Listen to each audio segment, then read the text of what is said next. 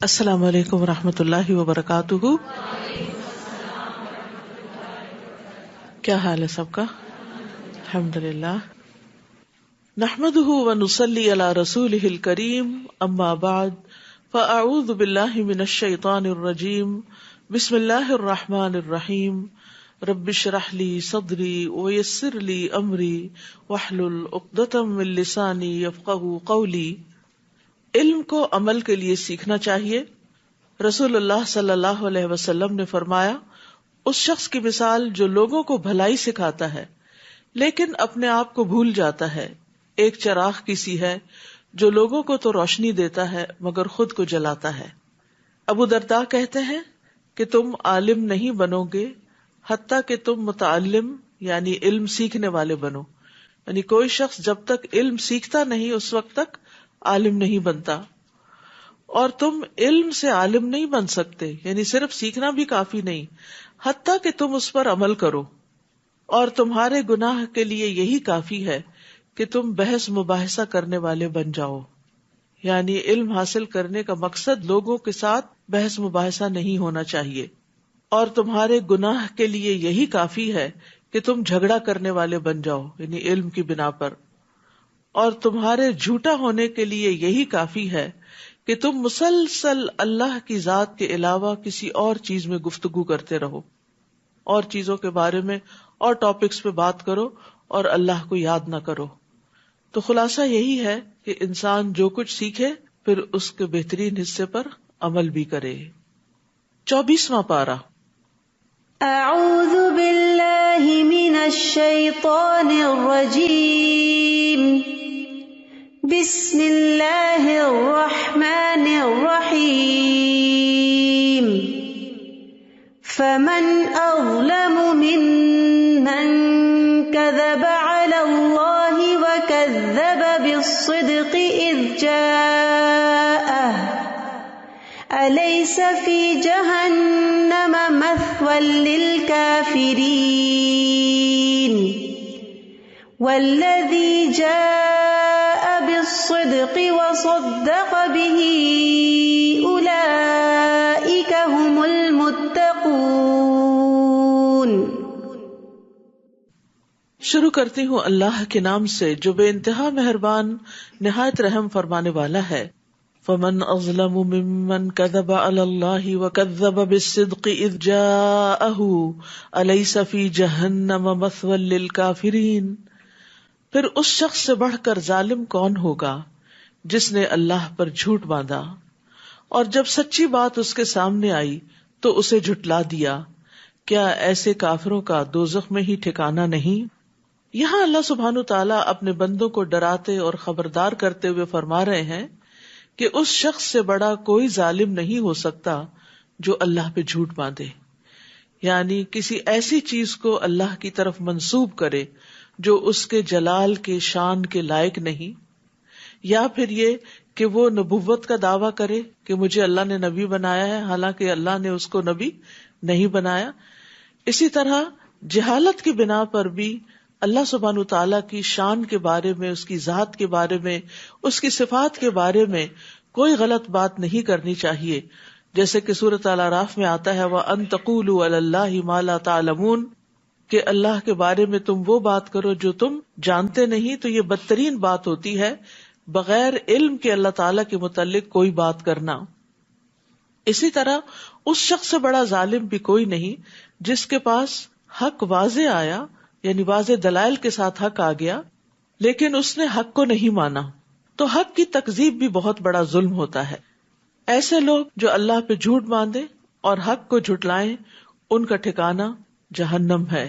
اور اس کے برعکس والذی جاء بالصدق وصدق به اولئک هم المتقون، اور جو شخص سچی بات لایا اور جس نے اس کی تصدیق کی تو یہی لوگ پرہیزگار ہیں. یعنی اللہ سبحانہ تعالیٰ جھوٹے اور جھٹلانے والے کا جرم اور اس کی سزا ذکر کرنے کے بعد سچے انسان اور اس کی تصدیق کرنے کے ثواب کا ذکر کرتے ہیں کہ جو شخص سچی بات لائے، سچ بات بتائے لوگوں کو اور اپنے قول اور عمل میں بھی سچائی کا حامل ہو، تو اس سے مراد کون ہوتے ہیں؟ پیغمبر ہوتے ہیں، ان کے فالوورز ہوتے ہیں. اور پھر جو ان کی تصدیق کرتے ہیں، وصدق بھی، سچی بات کو سچ ماننا بھی، یہ بھی ایک بہت بڑی نیکی ہے. کیونکہ بعض اوقات انسان سچی بات تو کرتا ہے، سچ بولتا ہے، سچ کو پسند بھی کرتا ہے، لیکن بعض اوقات انا کا شکار بھی ہو جاتا ہے اور کسی کی درست بات کو مان کے نہیں دیتا. تو انا کا شکار ہونا اور حق کو پہچاننے کے باوجود اس کا انکار کرنا یہ بھی درست نہیں. لیکن جس کے اندر یہ دونوں صفات پائی جاتی ہوں، خود بھی سچا ہو اور اس کے ساتھ ساتھ وہ سچائی کی تصدیق کرے، یعنی سچ سامنے آ جائے تو اس کو سچ مانے، اس کو سچ کہے، تو یہی لوگ دراصل متقی ہوتے ہیں. کیونکہ تقویٰ کے علاوہ کوئی چیز نہیں جو انسان کے اندر یہ خوبی پیدا کرے. اور سچائی کی جہاں تک بات ہے تو سچ جو ہے وہ اللہ تعالیٰ کو بہت پسند ہے. عبداللہ رضی اللہ عنہ سے روایت ہے کہ نبی صلی اللہ علیہ وسلم نے فرمایا، یقیناً سچ نیکی کی طرف رہنمائی کرتا ہے اور نیکی جنت کی طرف لے جاتی ہے، اور آدمی مسلسل سچ بولتا رہتا ہے یہاں تک کہ اللہ کے ہاں صدیق لکھ لیا جاتا ہے، اور بلا شبہ جھوٹ برائی کی طرف رہنمائی کرتا ہے اور برائی آگ کی طرف لے جاتی ہے، اور آدمی مسلسل جھوٹ بولتا رہتا ہے یہاں تک کہ اللہ کے ہاں جھوٹا لکھ لیا جاتا ہے. تو جو سچے لوگ ہیں، جو متقی لوگ ہیں، ان کے بارے میں کیا جزا بتائی گئی، لہم ما یشاؤون عند ربہم ذالک جزاء المحسنین، ان کے لیے وہ ہوگا جو وہ چاہیں گے ان کے رب کے ہاں. یعنی جب اللہ کے پاس واپس لوٹ کر جائیں گے تو انہیں وہ ملے گا جو وہ پسند کریں گے. نیکی کرنے والوں کا یہی بدلہ ہے، محسنین کا. محسن وہ ہوتا ہے جس کے اندر اخلاص ہو، اور اخلاص والا اللہ کی عبادت ایسے کرتا ہے گویا وہ اللہ کو دیکھ رہا ہو، اس کا دھیان ادھر ادھر نہ ہو، وہ شرک اکبر اور شرک اصغر دونوں سے پاک ہو. جیسے حضرت جبریل علیہ السلام جب آ کر حضور صلی اللہ علیہ وسلم سے سوال کر رہے تھے تو حدیث جبریل میں مل احسان کے جواب میں آپ نے کیا فرمایا، ان تعبد اللہ کأنک تراہ، کہ تم اللہ کی عبادت اس طرح کرو گویا تم اللہ کو دیکھ رہے ہو. تو یہ محسن کا کردار ہوتا ہے. یعنی محسن اپنے رویے کے اندر بہت مخلص ہوتا ہے. پھر اسی طرح جو دوسروں کو ان کے حق سے زیادہ دیتا ہے وہ بھی محسن ہوتا ہے. پھر اسی طرح ہر طرح کی نیکی جو ہے وہ احسان کہلاتی ہے. تو محسنین کو کیا ملے گا قیامت کے دن؟ جو وہ طلب کریں گے، جو وہ تمنا کریں گے. لیکفر اللہ عنہم اسوأ الذی عملوا، تاکہ اللہ ان سے وہ برائیاں دور کر دے جو انہوں نے کی تھیں. کیونکہ چاہے کوئی محسن ہو، متقی ہو، مومن ہو، کوئی بھی ہو، لیکن یہ پاسبل نہیں ہے کہ کوئی اس سے غلطی نہ ہو. یہ ناممکن ہے، اس سے غلطی ہوگی. ہر انسان سے کوئی کتنا ہی نیک اور پاک باز کیوں نہ ہو، اس سے غلطی ہو جاتی ہے. تو پھر ایسی صورت میں اللہ سبحانہ وتعالی محسنین کی برائیاں ان سے دور کر دے گا، تاکہ اللہ ان سے وہ برائیاں دور کر دے جو انہوں نے کی تھی، اور جو اچھے کام وہ کرتے رہے انہی کے لحاظ سے انہیں ان کا اجر عطا کرے. کیا اللہ تعالیٰ اپنے بندے کو کافی نہیں؟ اور یہ لوگ آپ کو ان سے ڈراتے ہیں جو اس کے سوا ہیں، اور جسے اللہ گمراہ کر دے اسے کوئی ہدایت دینے والا نہیں. تو یہاں پر ان لوگوں کی بات کی گئی ہے جو لوگوں کو اللہ کے علاوہ غیر اللہ سے ڈراتے، بتوں کی مار سے ڈراتے ہیں یا اپنے دیوتاؤں کے اثرات سے ڈراتے ہیں. لیکن مومن ہمیشہ صرف اللہ سے ڈرتا ہے. غیر اللہ سے ڈرنا مشرکین کا طریقہ ہے. تو انسان جب بھی کوئی کام کرے، جب بھی کوئی رزق لے، تو اس معاملے میں اللہ پر بھروسہ کرے، اللہ سے دعا کرے، کیونکہ اللہ ہی کام بنانے والا ہے. وَتَوَكَّلْ عَلَى الْحَيِّ الَّذِي لَا يَمُوتُ، آپ اس زندہ پر بھروسہ کرو جو کبھی مرے گا نہیں، اور وہ صرف اللہ ہی کی ذات ہے. اور جو اللہ پہ بھروسہ کرتا ہے اللہ اس کو کافی ہو جاتا ہے. اور آپ دیکھیے کہ جب آپ اپنے معاملات اللہ کے سپرد کرتے ہیں اور بھروسہ کرتے ہیں تو آپ کا دل بڑا ہو جاتا ہے، آپ کی ہمت بڑھ جاتی، آپ سمجھتے ہیں کہ کوئی ہے جو یہ سب کچھ کر سکتا ہے. وَمَن يَتَوَكَّلْ عَلَى اللَّهِ فَهُوَ حَسْبُهُ، جو کوئی اللہ پہ بھروسہ کرے تو وہ اسے کافی ہو جاتا ہے. اور اسی طرح اللہ پر بھروسہ کرنے سے انسان کو دشمن سے حفاظت بھی ملتی ہے.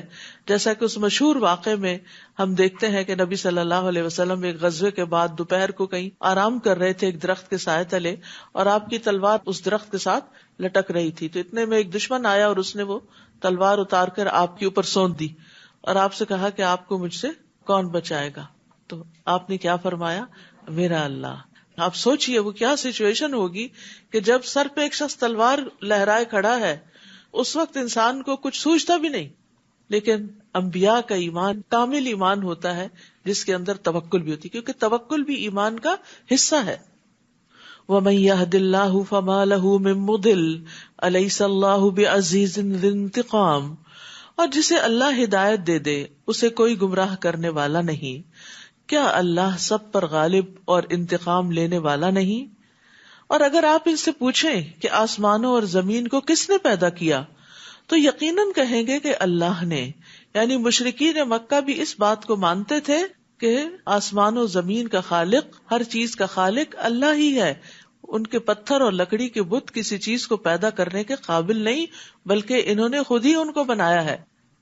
تو یقیناً کہیں گے کہ اللہ نے. آپ انہیں کہیے بھلا دیکھو جنہیں تم اللہ کے سوا پکارتے ہو، اگر اللہ مجھے کوئی تکلیف پہنچانا چاہے تو تمہارے معبود اس کی پہنچائی ہوئی تکلیف کو کیا دور کر سکتے ہیں؟ نہیں.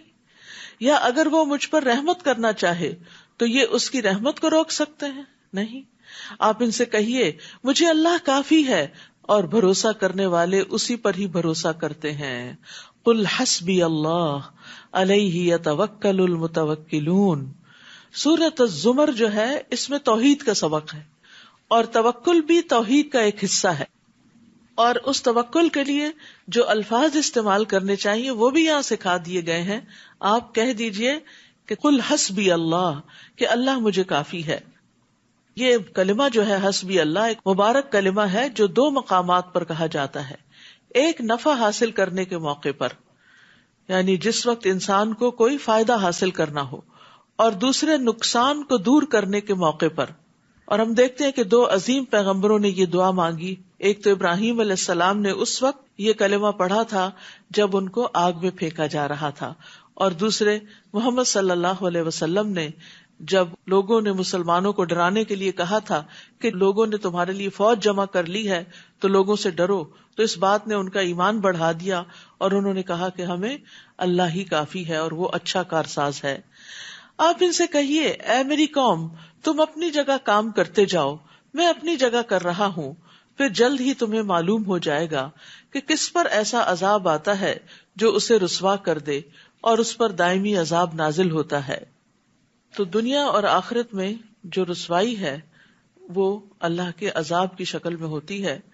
اور ہم دیکھتے ہیں کہ جس کی انہیں دھمکی دی گئی وہ کفار مکہ کے ساتھ پوری ہو کر رہی. دنیا میں بھی اللہ نے ان کو عذاب دیا، جیسے وہ قتل ہوئے، قیدی بنے، بھوک اور قحط میں مبتلا ہوئے، اور اسی طرح پھر بدر کے میدان میں پہنچے اور پھر وہاں سے جہنم رسید ہوئے. تو انسان کو ہمیشہ اللہ سے اپنے گناہوں کی وجہ سے جو سزا آتی ہے اس سے بچنے کے لیے دعا کرنی چاہیے. اللہم انی اعوذ بک من الفقر والقلۃ والذلۃ وان اظلم او اظلم. اور اسی طرح اللہم احسن عاقبتنا فی الامور کلها واجرنا من خزی الدنیا وعذاب الاخرہ، کہ اللہ ہمارے تمام معاملات کا انجام اچھا کر اور ہمیں دنیا کی رسوائی اور آخرت کے عذاب سے محفوظ فرما. انا انزلنا علیک الکتاب للناس بالحق، بلا شبہ ہم نے یہ کتاب تمام لوگوں کے لیے آپ پر حق کے ساتھ نازل کی ہے. پھر جو سیدھی راہ پر آ گیا تو اس کا اپنا ہی فائدہ ہے، اور جو بھٹک گیا تو اس کے بھٹکنے کا وبال بھی اسی پر ہے، اور آپ ان کے ذمہ دار نہیں. اللہ یتوفی الانفس حین موتها والتی لم تمت فی منامها، اللہ ہی ہے جو موت کے وقت روحیں قبض کر لیتا ہے، اور جو مرا نہ ہو اس کی روح نیند کی حالت میں قبض کر لیتا ہے.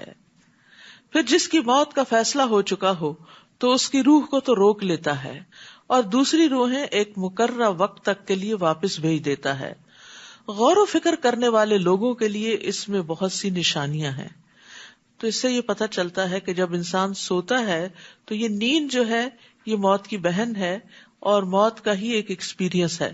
اور نیند کی حالت میں ایک روح چلی جاتی ہے جس کی وجہ سے انسان نہ پھر سنتا ہے اور نہ ہی اور کچھ کام کاج کر پاتا ہے، اور وہ ایک اور ہی دنیا میں ہوتا ہے. اسی بنا پہ وہ بعض اوقات مرے ہوئے لوگوں سے بھی جا ملتا ہے.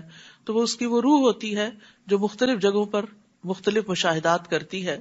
اور آپ نے سنا ہوگا کہ کئی لوگ سوتے ہیں اور پھر دوبارہ نہیں اٹھتے، یعنی سوتے میں ہی چلے جاتے ہیں، کیونکہ جس کی موت کا فیصلہ ہو چکا ہو اس کی روح واپس نہیں لوٹائی جاتی، بلکہ دوسری بھی لے لی جاتی ہے جو اس کے جسم میں ہوتی ہے۔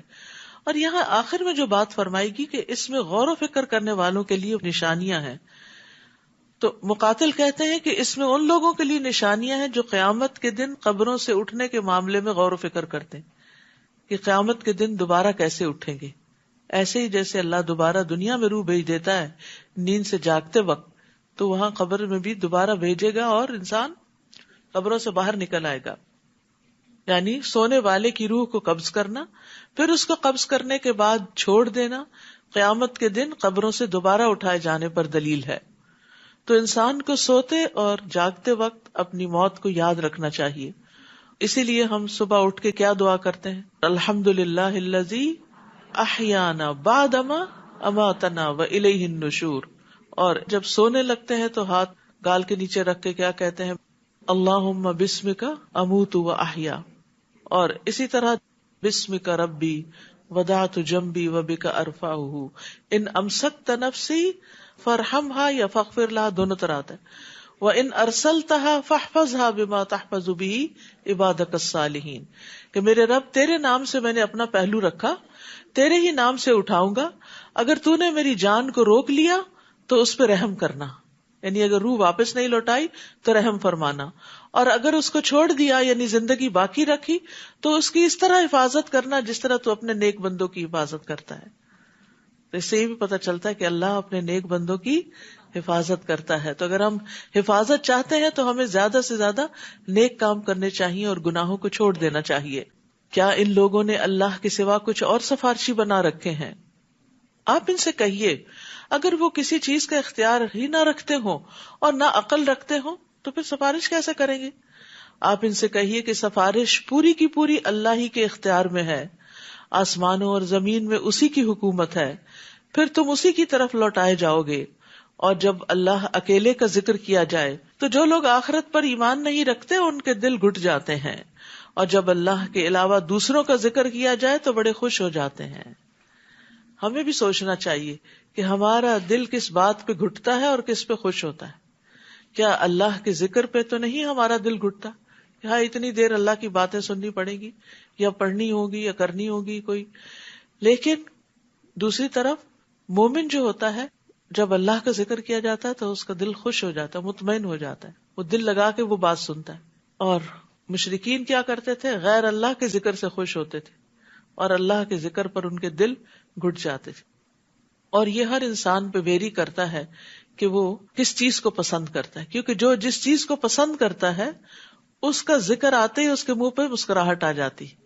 یعنی آپ دیکھیے اپنی عام زندگی میں بھی کہ کون سی چیزیں ہیں جن کے ذکر سے بھی آپ خوش ہو جاتے ہیں، تو یقیناً وہ چیزیں ہوں گی جو آپ کی پسندیدہ ہیں، اور کون سی چیزیں ہیں جن کا نام سنتے ہی آپ کے اندر ایک وحشت اور گھبراہٹ شروع ہو جاتی ہے۔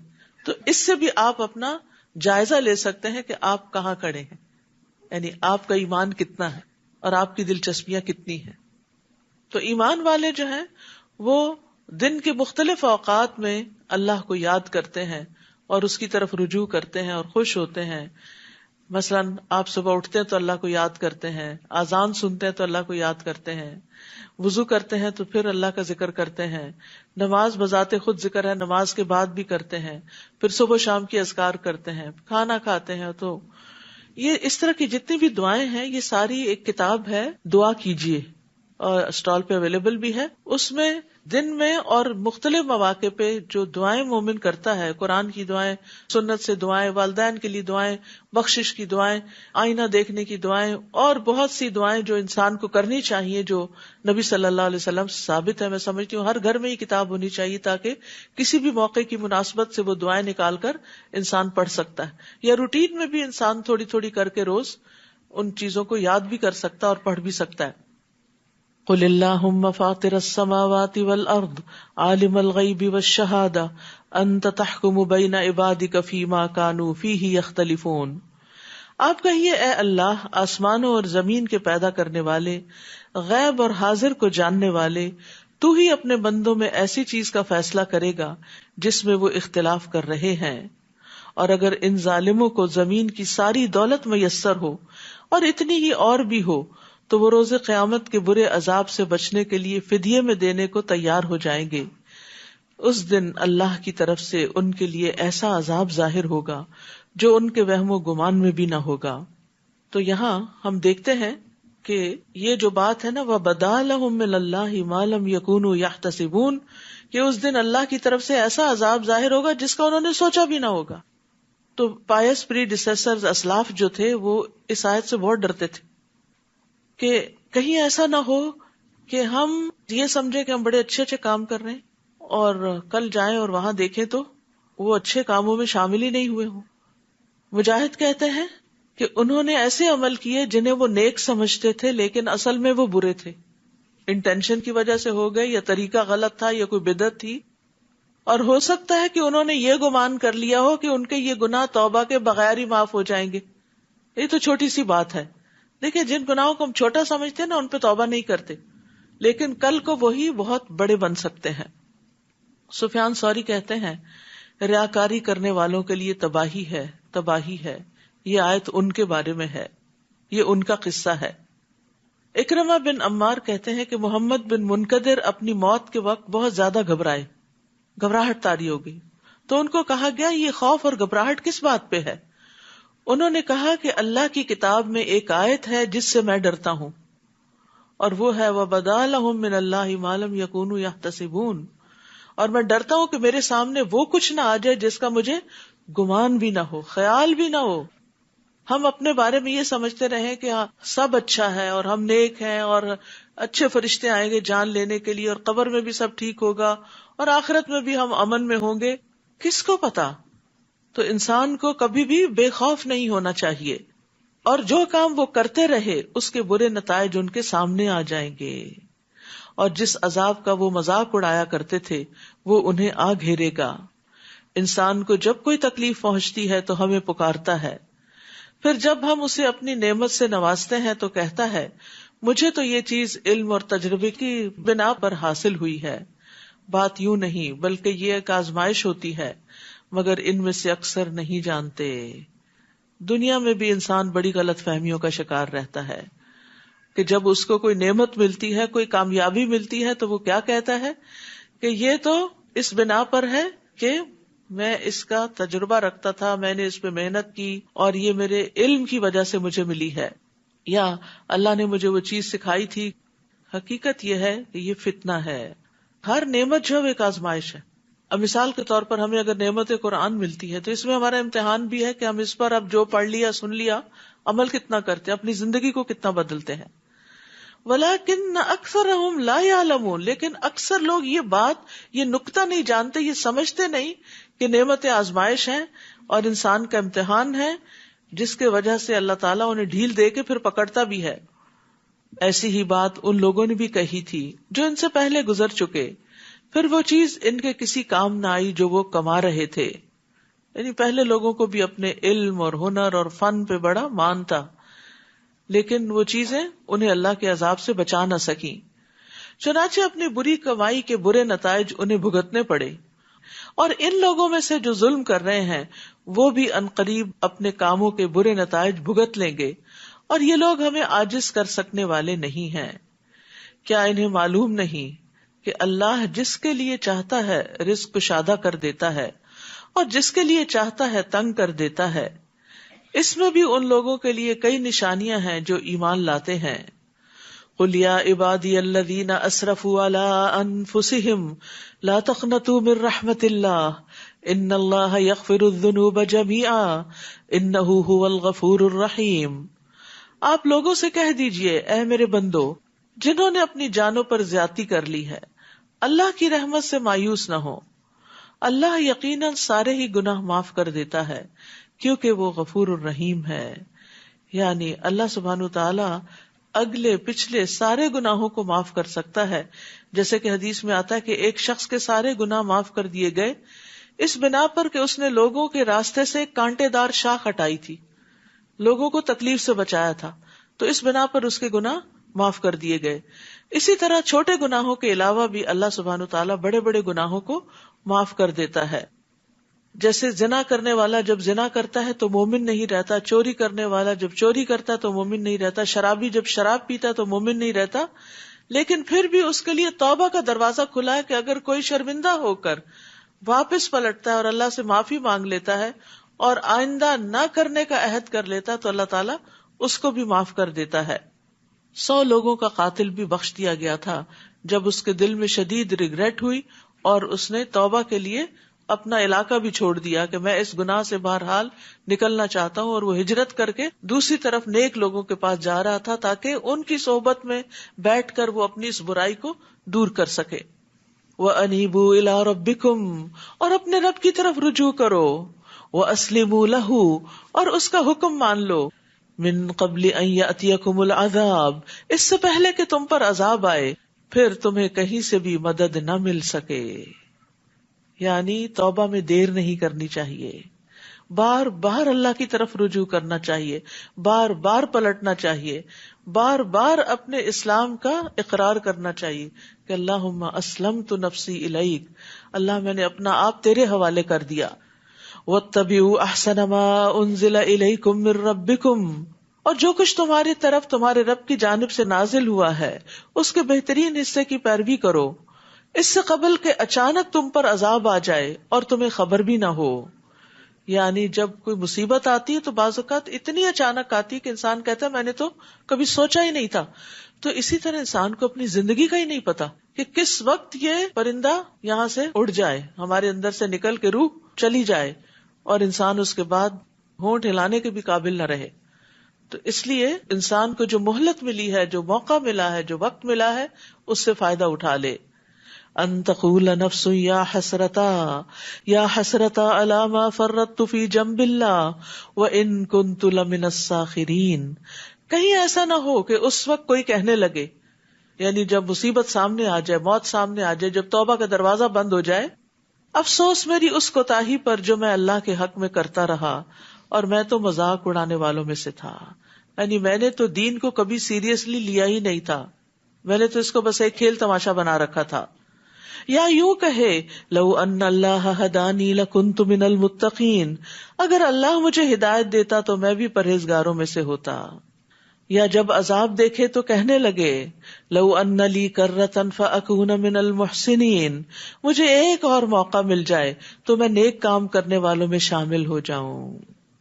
بلا قد جاءتک آیاتی فکذبت بها واستکبرت وکنت من الکافرین، اللہ فرمائے گا کیوں نہیں، تیرے پاس میری آیات آئیں تو تو نے انہیں جھٹلا دیا اور اکڑ بیٹھا، اور تو تھا ہی کافروں میں سے، انکار کرنے والوں میں سے، یعنی تو نے مان کر ہی نہیں دیا. وَيَوْمَ الْقِيَامَةِ تَرَى الَّذِينَ كَذَبُوا عَلَى اللَّهِ وُجُوهُهُمْ مُسْوَدَّةٌ، جن لوگوں نے اللہ پر جھوٹ بولا تھا قیامت کے دن آپ دیکھ لیں گے کہ ان کے چہرے سیاہ ہو رہے ہوں گے. پارے کا آغاز اسی بات سے شروع ہے کہ اس سے بڑا ظالم کون ہے جو اللہ پہ جھوٹ باندھے، اور یہاں اس کی سزا بتا دی گئی کہ جو اللہ پہ جھوٹ باندھتے ہیں قیامت کے دن ان کے چہرے سیاہ ہوں گے. کیا جہنم میں تکبر کرنے والوں کا ٹھکانہ نہیں؟ یعنی بہت ہے. وَيُنَجِّ اللَّهُ الَّذِينَ اتَّقَوْا بِمَفَازَتِهِمْ لَا يَمَسُّهُمُ السُّوءُ وَلَا هُمْ يَحْزَنُونَ، اور جو لوگ اللہ سے ڈرتے رہے اللہ انہیں ان کی کامیابی کی وجہ سے ہر جگہ پر نجات دے گا، انہیں نہ تو کوئی تکلیف پہنچے گی اور نہ وہ غمزدہ ہوں گے.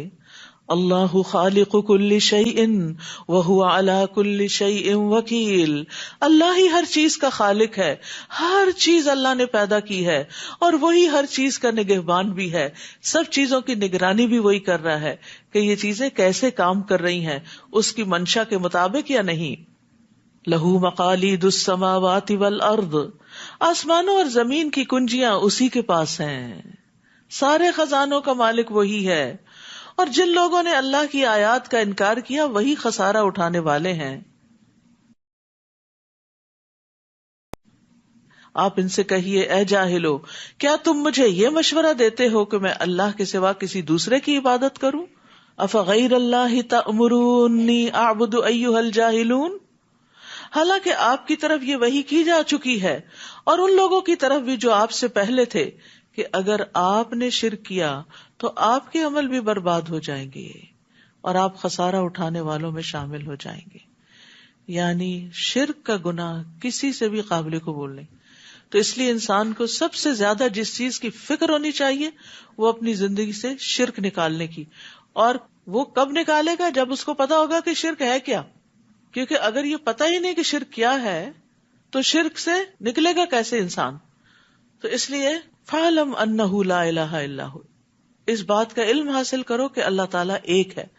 اور کون سی چیزیں اللہ کی ذات میں یا صفات میں شریک بن جاتی ہیں اور کیا کہنا شرک ہو جاتا ہے، ان باتوں کا خوب علم ہونا چاہیے، ورنہ تو اللہ سبحانہ وتعالیٰ شرک کو معاف نہیں کرے گا. باقی گناہ تو چاہے سزا دیے بغیر معاف کر دے یا سزا دے کے معاف کرے. بل اللہ فاعبد وکم من الشاکرین، بلکہ آپ اللہ ہی کی عبادت کیجیے اور اس کے شکر گزار بن کر رہیے. اور ان لوگوں نے اللہ کی قدر نہیں کی جیسا کہ اس کی قدر کرنے کا حق ہے. قیامت کے دن ساری زمین اس کی مٹھی میں اور تمام آسمان اس کے دائیں ہاتھ میں لپیٹے ہوئے ہوں گے. وہ ان باتوں سے پاک اور بالا تر ہے جو یہ لوگ اس کے شریک ٹھہراتے ہیں. اللہ سبحانہ تعالیٰ کی عظمت اور قدر کو حقیقت میں ہم لوگ نہیں جانتے، لیکن یہ ہے کہ اگر انسان جان لے تو پھر اس کے اندر لازماً اللہ کی عبادت کا شوق آ جائے، وہ اس کے آگے جھک جائے.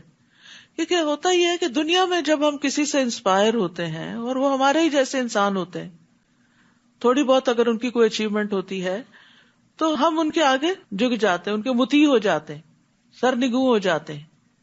تو سوچئے کہ جو شخص اللہ کو پہچان لے پھر کیا وہ اللہ کے آگے نہیں جھکے گا؟ ہو ہی نہیں سکتا کہ وہ اللہ کے آگے پھر نہ جھکے. تو یہ اللہ کی ناقدری ہے، اللہ کو نہ پہچاننا ہے کہ انسان پھر اس کی طرف رجوع نہیں کرتا. عبداللہ ابن عمر کہتے ہیں کہ رسول اللہ صلی اللہ علیہ وسلم نے فرمایا، قیامت کے دن اللہ عز و جل آسمانوں کو لپیٹ لے گا، پھر انہیں اپنے دائیں ہاتھ میں لے کے فرمائے گا، میں بادشاہ ہوں، کہاں ہے جبار، کہاں ہے تکبر کرنے والے. پھر زمینوں کو اپنے بائیں ہاتھ میں لے کر لپیٹے گا اور فرمائے گا، میں بادشاہ ہوں، کہاں ہے جبار، کہاں ہے تکبر کرنے والے. تو اللہ کے سامنے تو کوئی پر نہیں مار سکتا. اس لیے جب ہم اللہ اکبر کہیں تو واقعی دل سے کہا کریں کہ وہی سب سے بڑا ہے. اور جب سور پھونکا جائے گا تو جو بھی آسمانوں اور زمین میں موجود مخلوق ہے سب بے ہوش ہو کر گر پڑیں گے مگر جسے اللہ بچانا چاہے. پھر جب دوسری بار سور پھونکا جائے گا تو فوراً سب کے سب اٹھ کر دیکھنے لگیں گے. وَأَشْرَقَتِ الْأَرْضُ بِنُورِ رَبِّهَا، اور زمین اپنے رب کے نور سے جگمگا اٹھے گی، چمک اٹھے گی، اور سب کی کتاب اعمال لا کر رکھ دی جائے گی، بک آف ڈیڈ، اور انبیاء اور تمام گواہ حاضر کیے جائیں گے، اور لوگوں میں انصاف کے ساتھ فیصلہ کیا جائے گا اور ان پر ظلم نہیں کیا جائے گا. یہ تفصیل بتا دی گئی کہ یہ سب کچھ ہوگا کیسے. اس کے بعد بھی اگر کوئی شخص یہ سمجھے کہ پتہ نہیں حساب ہے کہ نہیں اور ملاقات ہے کہ نہیں اور جنت ہے کہ نہیں اور جہنم ہے کہ نہیں، یقین ہی نہ ہو اس کے اندر، تو پھر اس کا طرز عمل کیسے بدل سکتا ہے. تو اب یہ تو قرآن ہمیں بتا رہا ہے نا کہ اس دن زمین کیسی ہوگی اور کس طرح نامہ اعمال رکھا جائے گا اور کس طرح انبیاء اور گواہ آ جائیں گے اور پھر ہر شخص کا فیصلہ کیا جائے گا، ہر شخص کے اعمال تولے جائیں گے. حدیث میں آتا ہے قیامت کے دن لوگوں کا حشر سفید اور سرخی آمیز زمین پر ہوگا، جیسے میدے کی روٹی صاف اور سفید ہوتی ہے، اس پر کسی چیز کا کوئی نشان نہ ہو. یعنی جب آپ میدے کو بیلتے ہیں نا سموسے وغیرہ بنانے کے لیے تو وائٹ سی جو ٹکیا بنتی ہے، اس طرح پلین بالکل سموتھ صاف ستھری زمین ہوگی جس پہ ہر شخص کھڑا ہوگا اور کوئی شخص کسی چیز کے پیچھے چھپ نہ سکے گا، اور روشنی بھی ہوگی وہاں. تو پھر ہر شخص کے اعمال اور اس کے کام اور اس کی شکل اور ہر چیز پر واضح بھی ہو جائے گی. ہم سب کو اس جگہ سے گزرنا ہے، یہ سب دیکھنا ہے، اسے اپنی زندگی میں دیکھتے رہا کریں. کبھی اپنے آپ کو کسی جگہ لے جا کے کھڑا کریں، کبھی کسی جگہ کھڑا کریں، تاکہ جس دن یہ پیش آئے تو ہم اس سے بے خبر نہ ہوں. ہمیں پہلے سے پتا یہ تو ہونا تھا، یہ تو رب کا وعدہ تھا اور یہ تو سچا وعدہ تھا. تو جو لوگ اس طرح اس دن کو یاد رکھتے ہیں اور اس کی تیاری کرتے رہتے ہیں، اس دن کے لیے پھر ان کو کوئی ہول نہ ہوگا، وہ امن میں ہوں گے. تو جب اللہ تعالیٰ قیامت کے دن لوگوں کا فیصلہ کرنے آئیں گے تب زمین اس کے نور سے روشن ہوگی. زمین پر روشنی سورج اور چاند کی وجہ سے نہیں ہوگی، کیونکہ سورج چاند تو لپیٹ دیے جائیں گے، ان کی روشنی ختم ہو جائے گی. اور یہ ہم پڑھتے ہیں نا کہ سورج حشر میں بالکل قریب آ جائے گا، تو یہ اس وقت ہوگا جب حشر میں وقوف لمبا ہوگا، ابتدا میں نہیں. اور ہر شخص نے جو عمل کیا ہوگا اسے اس کا پورا بدلہ دے دیا جائے گا، اور جو کچھ وہ کر رہے ہیں اللہ اسے خوب جاننے والا ہے. آپ دیکھیے جو لوگ جاب کرتے ہیں، جو کام کرتے ہیں، اور جب ان کا کام مکمل ہوتا ہے، ان کا ویک مکمل ہوتا ہے یا مہینہ مکمل ہوتا ہے تو ان کو سیلری ملتی ہے، تو وہ ان کے کام کی اجرت ہوتی ہے، ان کی مزدوری ہوتی ہے. اسی طرح قیامت کے دن بھی ہمارے اعمال کی اجرت ہمیں دی جائے گی، پورا پورا بدلہ، کیونکہ وہ بدلے کا دن ہے. تو انسان کو سوچنا چاہیے کہ اس دن کے لیے جو اعمال کر رہا ہے ان میں وہ کتنا سنجیدہ اور کتنا کمیٹڈ ہے. اور جن لوگوں نے کفر کیا ہوگا انہیں گروہ در گروہ جہنم کی طرف ہانکا جائے گا، یہاں تک کہ جب وہ جہنم پر پہنچ جائیں گے تو اس کے دروازے کھول دیے جائیں گے، اور اس کے داروغے انہیں کہیں گے کیا تمہارے پاس تمہیں میں سے رسول نہیں آئے تھے جو تمہیں رب کی آیات پڑھ کر سناتے. کیونکہ ہر شخص پڑھا لکھا نہیں ہوتا کہ خود سے پڑھ سکے، تو اس لیے پڑھ کے سنانے کی جب بات کی گئی تو حجت ہی تمام کر دی گئی. اور اس دن کے لیے پیش ہونے سے تمہیں ڈراتے تھے. وہ کہیں گے کیوں نہیں، مگر کافروں پر عذاب کا حکم ثابت ہو کر رہا. اب یہ ہے کہ کفار کے بھی مختلف گروہ ہوں گے، یعنی جس طرح کے مجرم ہوں گے وہ ایسے لوگ اکٹھے کر دیے جائیں گے، مخصوص دروازے سے داخل ہوں گے. اسی طرح متقی لوگوں کے بھی الگ الگ گروہ ہوں گے، کوئی مقربین ہوں گے اور کوئی صالحین ہوں گے اور کوئی انبیاء ہوں گے، شہداء ہوں گے. تو جنت کے بھی مختلف درجے ہیں اور مختلف لیولز ہیں، اور پھر جیسا جس کا عمل ہوگا. قیل ادخلوا ابواب جہنم خالدین فیہا فبئس مثوی المتکبرین. انہیں کہا جائے گا یعنی جہنم والوں کو کہ جہنم کے دروازوں سے داخل ہو جاؤ، تم ہمیشہ اس میں رہو گے، تکبر کرنے والوں کے لیے یہ کیسا برا ٹھکانہ ہوگا. اور جو لوگ اپنے رب سے ڈرتے رہے انہیں گروہ در گروہ جنت کی طرف چلایا جائے گا، یہاں تک کہ جب وہ اس کے پاس پہنچ جائیں گے اور اس کے دروازے پہلے سے ہی کھول دیے جائیں گے تو اس کے داروغے انہیں کہیں گے تم پر سلامتی ہو، خوش ہو جاؤ اور ہمیشہ کے لیے جنت میں داخل ہو جاؤ. تو یہاں جنتیوں کے گروہوں کا بھی ذکر ہے کہ ان کے تقوی کے لیول کے اعتبار سے ان کے گروہ بنیں گے. ابو ہریرہ کہتے ہیں کہ نبی صلی اللہ علیہ وسلم نے فرمایا پہلی جماعت جو جنت میں داخل ہوگی ان کے چہرے 14ویں رات کے چاند کی طرح چمکتے ہوں گے، اور جو ان کے بعد داخل ہوں گے وہ جگمگاتے ستاروں کی طرح ہوں گے. ان سب کے دل الفت و محبت میں ایک شخص کی طرح ہوں گے، ان میں سے نہ کسی کا بات میں اختلاف ہوگا نہ باہم دشمنی ہوگی. یہ اہل جنت کی شان ہے کہ آپس میں نہ دل میں کوئی بات اور نہ زبان پہ کوئی بات، کوئی کلیشز نہیں ہوں گے، کوئی اختلاف نہیں ہوں گے، بلکہ ایک دل کی طرح ہوں گے، سب ایک دوسرے سے محبت کرتے ہوں گے. جنت کا دروازہ سب سے پہلے آپ صلی اللہ علیہ وسلم کے لیے کھولا جائے گا. رسول اللہ صلی اللہ علیہ وسلم نے فرمایا میں قیامت کے دن جنت کے دروازے پر آؤں گا اور اسے کھلواؤں گا. پھر جنت کا داروغہ کہے گا آپ کون ہیں؟ میں کہوں گا محمد. وہ کہے گا مجھے آپ سے پہلے کسی کے لیے دروازہ کھولنے کا حکم نہیں دیا گیا. یعنی آپ ہی ایک طرح سے افتتاح کریں گے، اوپننگ کریں گے، سب سے پہلے آپ انٹر ہوں گے اور پھر آپ کی امتی ساتھ داخل ہوں گے. اور اس وقت وہ کیا کہیں گے؟ وَقَالُوا الْحَمْدُ لِلَّهِ الَّذِي صَدَقَنَا وَعْدَهُ.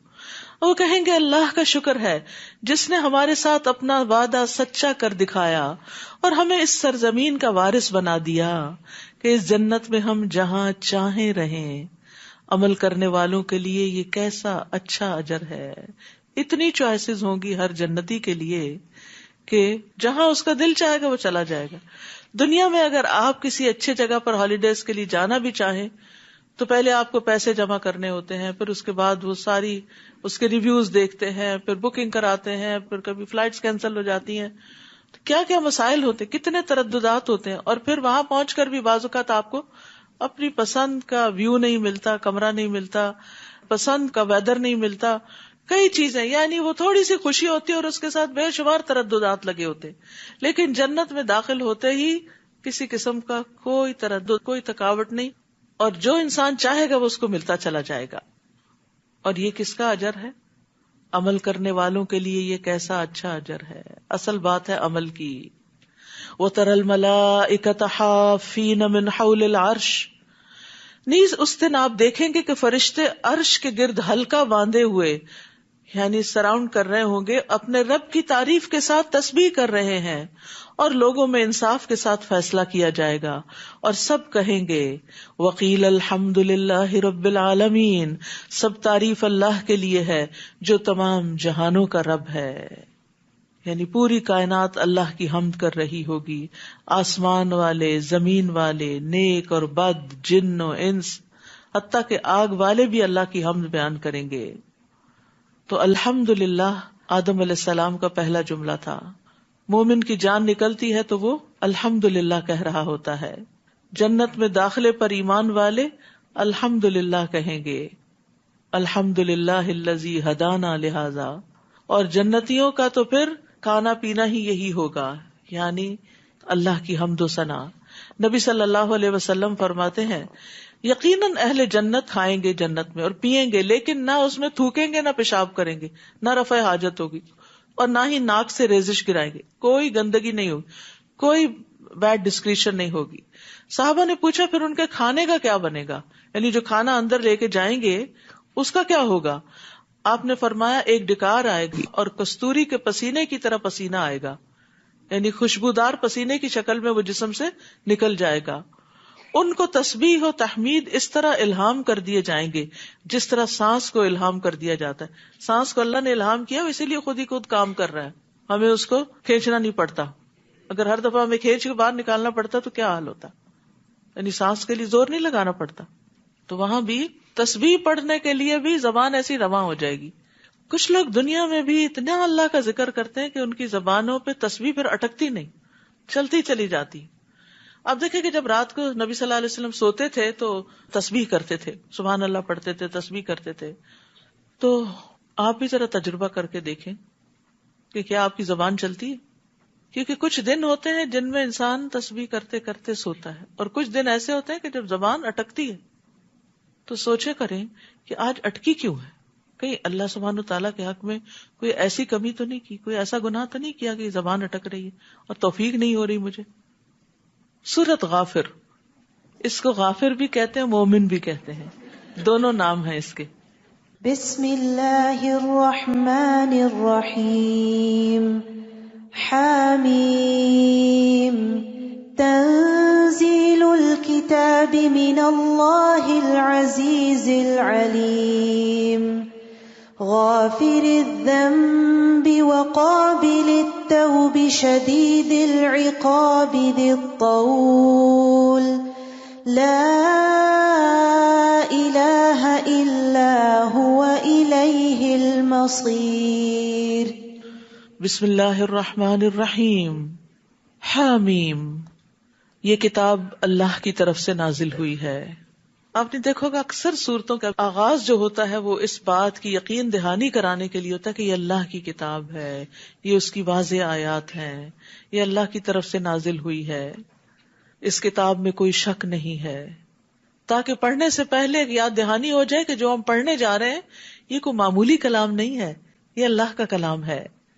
یہ کتاب اللہ کی طرف سے نازل ہوئی ہے جو غالب ہے، سب کچھ جاننے والا ہے، وہ گناہ بخشنے والا، توبہ قبول کرنے والا، سخت سزا دینے والا اور صاحب فضل ہے. اس کے سوا کوئی الہ نہیں، اسی کی طرف سب کو لوٹ کر جانا ہے. تو توبہ کرنے والے گناہگار کے لیے دو رحمتیں ہیں، ایک یہ کہ اللہ اس کی توبہ قبول کر لیتا ہے، دوسری یہ کہ اس کی توبہ کو نیکی بنا دیتا ہے، اور اگر وہ نادم ہو تو اس کے نامہ اعمال سے بھی مٹا دیا جاتا ہے، اور وہ ایسا ہو جاتا ہے جیسے اس نے گناہ کیا ہی نہ ہو. التائب من الذنب کمن لا ذنب لہ، گناہ سے توبہ کر لینے والا ایسا ہو جاتا ہے جیسے اس نے گناہ کیا ہی نہیں تھا، صاف ستھرا ہو جاتا ہے. تو جس طرح ہم جسمانی طہارت کا اہتمام کرتے ہیں، اسی طرح ہمیں اپنی روحانی طہارت کا بھی اہتمام کرتے رہنا چاہیے.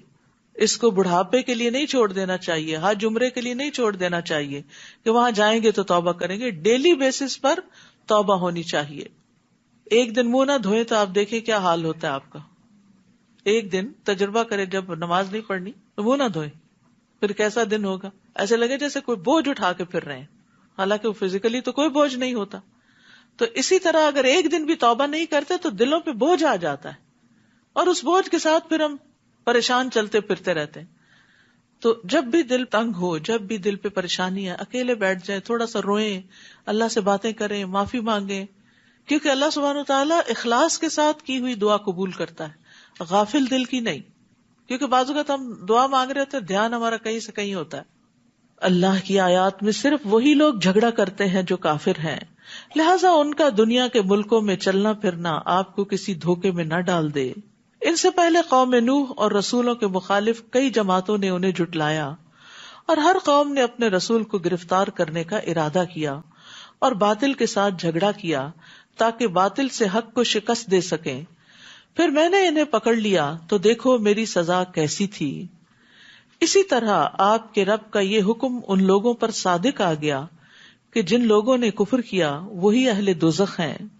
الذین یحملون العرش ومن حولہ یسبحون بحمد ربہم ویؤمنون بہ، جو فرشتے عرش اٹھائے ہوئے ہیں اور جو اس کے ارد گرد ہوتے ہیں سب اپنے رب کی حمد کے ساتھ اس کی تسبیح کرتے اور اس پر ایمان رکھتے ہیں اور مومن بندوں کے لیے بخشش طلب کرتے ہیں. فرشتے بھی ایمان والوں کے لیے دعا استغفار کرتے ہیں اور کہتے ہیں اے ہمارے رب، تو نے اپنی رحمت اور علم سے ہر چیز کا احاطہ کر رکھا ہے، لہذا جن لوگوں نے توبہ کی اور تیری راہ کی پیروی کی انہیں بخش دے.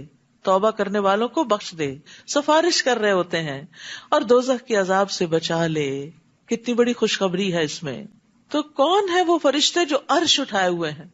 وہ کتنے بڑے ہیں اس کے بارے میں حدیث میں آتا ہے، نبی صلی اللہ علیہ وسلم نے فرمایا مجھے یہ اجازت دی گئی ہے کہ میں اللہ کے عرش کے اٹھانے والے فرشتوں میں سے کسی فرشتے کے بارے میں بیان کروں کہ اس کے کانوں کی لو سے کندھے تک، یعنی یہاں سے لے کے نیچے کندھا، یہ بس اتنی سی جو ہمارا اتنا سا حصہ ہے، اس کے درمیان کا فاصلہ 700 سال کی مسافت جتنا ہے. یعنی اتنی لمبی گردنیں ہیں صرف ان کی.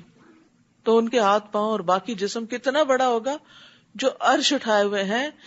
عرش ساری مخلوقات میں سے، زمین اور آسمان اور کرسی، ہر مخلوق سے بڑی مخلوق ہے، ساری مخلوقات کی چھت ہے وہ ایک طرح سے. تو یہاں پر فرشتوں کی اور عام فرشتوں کی نہیں، ان فرشتوں کی سفارش ہے جو عرش اٹھائے ہوئے ہیں. اسی طرح کچھ اور اعمال بھی ہوتے ہیں جن کی وجہ سے فرشتے ہمارے لیے دعائیں کرتے ہیں. نماز کے بعد جائے نماز پہ بیٹھے رہنا اگر وقت اجازت دے، کیونکہ کچھ لوگ تو سلام ابھی آدھا ہی ہوتا ہے وہ پاؤں پہ کھڑے ہو جاتے ہیں. تو سکون سے نماز کے بعد کے اذکار کرنے چاہیے، الا یہ کہ واقعی حقیقی مجبوری ہو، کوئی بہت جلدی ہو. لیکن دن کی ہر نماز ہی تو جلدی نہ ہو، کوئی تو اللہ کے لیے بھی ہو. تو جتنی دیر انسان مصلی پہ ہوتا ہے اتنی دیر وہ اس کے لیے دعا کرتے رہتے ہیں. کیا دعا ہوتی ہے؟ اللہم اغفر لہ، اللہم ارحمہ، اللہ اس کو بخش دے، اللہ اس پہ رحم فرما. پھر ہے باوضو ہو کر سونا. جو شخص رات کو باوضو سوتا ہے اس کے بستر میں فرشتہ رات گزارتا ہے. جب بھی وہ رات کی کسی گھڑی میں نیند سے بیدار ہوتا ہے تو فرشتہ کہتا ہے اللہ اپنے اس بندے کو بخش دے، اس لیے کہ یہ باوضو ہو کر سویا تھا. پھر اگر کوئی بیمار ہو تو اس کی عیادت کے لیے جانے والوں کے لیے 70,000 فرشتے صبح کے وقت اگر کوئی عیادت کرے تو شام تک دعائیں کرتے ہیں، اور شام کے وقت کرے تو صبح تک کرتے ہیں. پھر اسی طرح لوگوں کو خیر کی بات سکھانا، خیر کی بات دوسروں کو سکھانا، چاہے آپ اپنی اولاد کو سکھا رہے ہیں، اپنے رشتہ داروں کو سکھا رہے ہیں، اپنے دوستوں کو سکھا رہے ہیں، یا جاننے والے اور نہ جاننے والے سب کو سکھا رہے ہیں. تو رسول اللہ صلی اللہ علیہ وسلم نے فرمایا یقیناً اللہ اور اس کے فرشتے اور تمام اہل زمین اور آسمان، یہاں تک کہ چونٹی اپنے سوراخ میں اور مچھلیاں پانی میں اس شخص کے لیے دعائے خیر کرتی ہیں. یعنی اللہ تعالیٰ رحمت بھیجتے، فرشتے اور باقی مخلوق جو ہیں وہ دعائے خیر کرتی ہیں جو لوگوں کو بھلائی کی باتیں سکھاتا ہے. اصل میں عربی میں لفظ لا یصلون آتا ہے جس میں دونوں معنی پائے جاتے ہیں، تو ایک ہی لفظ چل جاتا ہے. لیکن جب اردو ترجمہ ہم کرتے ہیں تو پھر اللہ تعالیٰ تو دعا نہیں کرتے، وہ تو دعا قبول کرتے ہیں. تو اس لیے خیر پھیلانے والے بن جائیں، خیر کی کنجیاں بن جائیں، شر کے تالے بن جائیں، ہر جگہ خیر پھیلائیں، اور آغاز اپنے آپ سے کریں اور گھر والوں سے کریں. پھر اسی طرح سحری کرنے والوں پر اللہ تعالیٰ رحمت کرتے ہیں اور فرشتے ان کے لیے دعائیں کرتے ہیں. پھر اسی طرح کسی کی غیر موجودگی میں اس کے لیے دعا کرنے والے کے لیے ایک فرشتہ مقرر ہوتا ہے. جو مسلمان پیٹھ پیچھے کسی مسلمان کے لیے دعا کرتا ہے تو وہ فرشتہ ساتھ ساتھ کہتا ہے تجھے بھی ایسا ہی ملے. اور وہ اور کیا دعائیں کرتے ہیں؟ ربنا وادخلہم جنات عدن التی وعدتہم، اے ہمارے رب انہیں ان ہمیشہ رہنے والے باغات میں داخل کر جس کا تو نے ان سے وعدہ کیا ہے، اور ان کے آباء و اجداد، ان کی بیویوں اور ان کی اولاد میں سے جو صالح ہیں انہیں بھی، یعنی جو نیک ہیں ان کو بھی، بلا شبہ تو ہر چیز پر غالب حکمت والا ہے.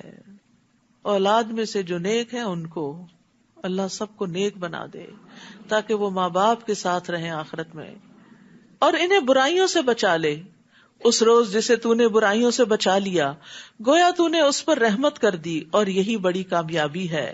اور جن لوگوں نے کفر کیا قیامت کے دن انہیں پکار کر کہا جائے گا کہ آج جتنا غصہ تمہیں اپنے آپ پہ آ رہا ہے اللہ کو تم پر اس سے زیادہ غصہ آتا تھا جب تمہیں ایمان کی طرف دعوت دی جاتی تھی تو تم انکار کر دیتے تھے، ایمان کی دعوت کو قبول نہیں کرتے تھے. وہ کہیں گے ہمارے رب تو نے 2 دفعہ ہمیں مارا اور 2 دفعہ زندہ کیا، ہم اپنے گناہوں کا اعتراف کرتے ہیں، اب کیا یہاں سے نکلنے کی کوئی راہ ہے؟ تو obviously وہاں سے تو اب کوئی نہیں نکلے گا، جہنم میں تو پکڑے گئے. جواب ملے گا تمہارا یہ حال اس لیے ہے کہ جب تمہیں اللہ اکیلے کی طرف بلایا جاتا تھا تو تم انکار کر دیتے تھے، اور اگر اس کے ساتھ کوئی شریک بنایا جاتا تو تم مان لیتے تھے. اب فیصلہ تو اللہ ہی کے ہاتھ میں ہے جو عالی شان اور کبریائی والا ہے. وہی تو ہے جو تمہیں اپنی نشانیاں دکھاتا ہے اور آسمان سے تمہارے لیے رزق اتارتا ہے، مگر ان باتوں سے سبق تو وہی حاصل کرتا ہے جو اس کی طرف رجوع کرتا ہو. لہذا اللہ کو خالصتاً اس کی حاکمیت تسلیم کرتے ہوئے پکارا کرو، اگرچہ کافر اسے برا ہی مانے کہ تم ایک اللہ کو کیوں پکارتے ہو. رفیع الدرجات ذو العرش یلقی الروح من امرہ علی من یشاء من عبادہ لینذر یوم الطلاق. وہ بلند درجوں والا ہے، عرش کا مالک ہے، وہ اپنے بندوں میں سے جس پر چاہتا ہے اپنے حکم سے روح یعنی وحی نازل کرتا ہے تاکہ وہ لوگوں کو ملاقات کے دن سے ڈرائے، یعنی قیامت کے دن سے. تو اللہ سبحانہ وتعالیٰ اپنے عرش پر مستوی ہے اور اللہ نے اپنے ہاتھ سے عرش کی تخلیق کی ہے. حدیث میں آتا ہے کہ اللہ نے 4 چیزوں کو اپنے ہاتھ سے بنایا، عرش، قلم، آدم اور جنت عدن، اور باقی مخلوقات کو کن کہہ کر تو وہ ہو گئی. اللہ کے عرش کی مقدار کو اس کے سوا کوئی نہیں جانتا کہ وہ کتنا بڑا ہے، نو ون نوز. اور کرسی اس کے قدم رکھنے کی جگہ ہے. عرش تمام مخلوقات سے اونچا ہے. اللہ نے 7ویں آسمان سے اوپر پانی بنایا ہے اور پانی کے اوپر عرش ہے. یعنی یہاں ہم ایک آسمان کو بس دیکھتے ہیں، اس کے اوپر ایک اور پھر اور پھر اور پھر اور پھر اور پھر اور اس کے اوپر پانی، اس کے اوپر عرش ہے. جنت کے 100 درجے ہیں.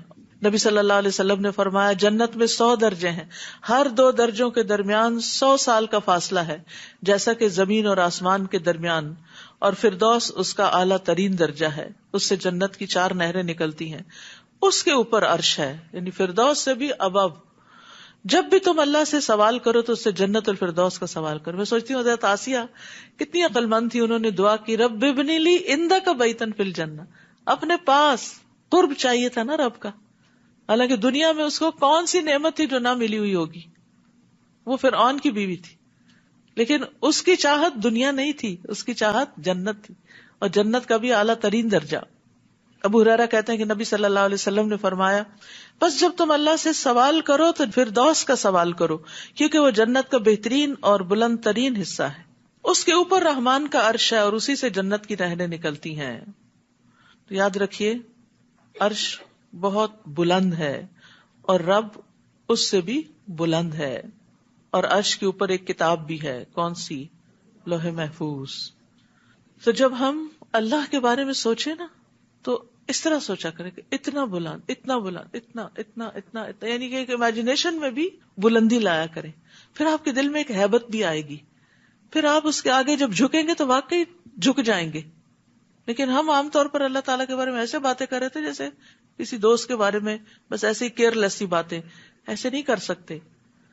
وَهُوَ الْعَلِيُّ الْعَظِيمُ، وہ بلند ہے، بہت عظمت والا ہے.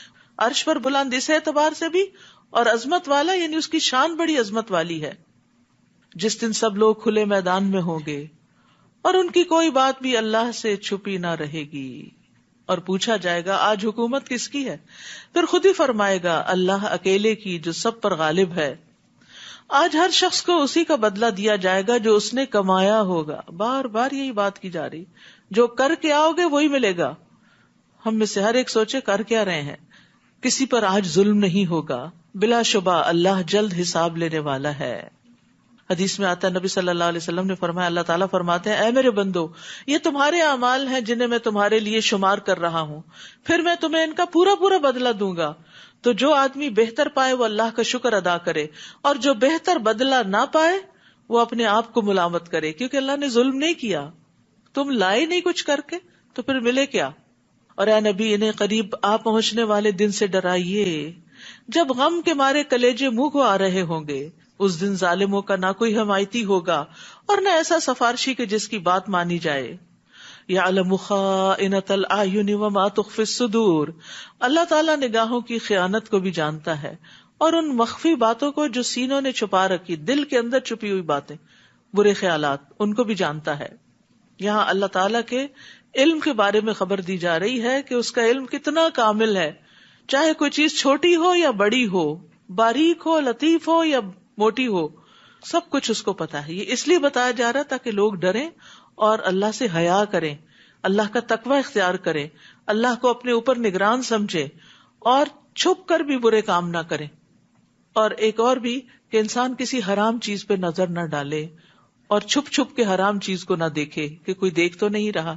ابن عباس کہتے ہیں اس آیت کی تفسیر میں, اس سے مراد وہ شخص ہے جو لوگوں کے ساتھ بیٹھا ہوتا ہے تو وہاں سے کوئی عورت گزرتی ہے تو وہ لوگوں سے چوری چھپے اس عورت کو دیکھتا ہے. بعض اوقات مردوں کی عادت ہوتی ہے نا کہ عورتوں کو تاکنا, گھورنا, تاڑنا, تو وہ جب دیکھتے ہیں کہ اور ہمیں دیکھ رہے ہیں تو لوگوں سے شرم کھا کے اپنی نگاہ جھکا لیتے ہیں. اور ابن عباس کہتے ہیں کہ اس سے مراد وہ مرد ہے جو عورت کو دیکھتا ہے اور جب اس کے ساتھی اس کو دیکھتے ہیں تو اپنی نگاہ جھکا لیتا ہے. پھر جب وہ دیکھتا ہے کہ لوگ بے خبر ہو گئے تو پھر نگاہ اٹھا کے وہ بری چیز دیکھتا ہے, اور جب لوگ اس کو دیکھتے ہیں تو دوبارہ نگاہیں جھکا لیتا ہے. اللہ عز و جل اس کو جانتا ہے کہ یہ بندہ چاہتا ہے کہ کاش وہ اس عورت کا کچھ اور بھی دیکھ سکے, یعنی وہ جو وما تخفی الصدور ہے, کہ اس کے دل کی خرابی بھی جانتا ہے. تو آپ دیکھیے کہ وہ ٹیکسٹنگ, وہ ٹیکسٹ میسجز, وہ ٹیلی فون کالز, وہ چھپی دوستیاں, چھپ کے کی ہوئی ملاقاتیں جو حرام درجے میں آتی ہیں, وہ کہاں اللہ سے چھپی ہو سکتی ہیں؟ اللہ سے کچھ بھی چھپا ہوا نہیں ہے. تو اس لیے انسان کے تقوی کا یہ تقاضا ہے کہ ایسی ساری چیزوں کو صرف اللہ کے ڈر سے چھوڑ دے, اور یہ اللہ کا ڈر ہی چھڑا سکتا ہے, باقی کوئی چیز نہیں. واللہ یقضی بالحق, اور اللہ ہی انصاف کے ساتھ فیصلہ کرے گا, اور اللہ کے علاوہ جنہیں یہ لوگ پکارتے ہیں وہ تو کچھ بھی فیصلہ نہیں کر سکتے. بلا شبہ اللہ ہی سب کچھ سننے اور دیکھنے والا ہے. کیا ان لوگوں نے زمین میں چل پھر کر نہیں دیکھا کہ جو لوگ ان سے پہلے گزر چکے ہیں ان کا کیا انجام ہوا؟ وہ ان سے قوت میں بھی زیادہ تھے اور اپنی یادگاریں بھی ان سے زیادہ چھوڑ گئے تھے. پھر ان کے گناہوں کی وجہ سے اللہ نے انہیں پکڑ لیا. یعنی دنیا میں بڑے بڑے کارنامے کیے تھے, تاریخ میں ان کے نام لکھے گئے, لیکن یہ ناموری, یہ شہرت, یہ کارنامے اللہ کے عذاب سے نہ بچا سکے, اور انہیں اللہ کی گرفت سے بچانے والا کوئی نہ تھا. یہ اس لیے ہوا کہ ان کے پاس ان کے رسول واضح دلائل لے کر آئے تو انہوں نے انکار کر دیا, چنانچہ اللہ نے انہیں پکڑ لیا. اللہ یقیناً بڑی قوت والا اور سخت سزا دینے والا ہے.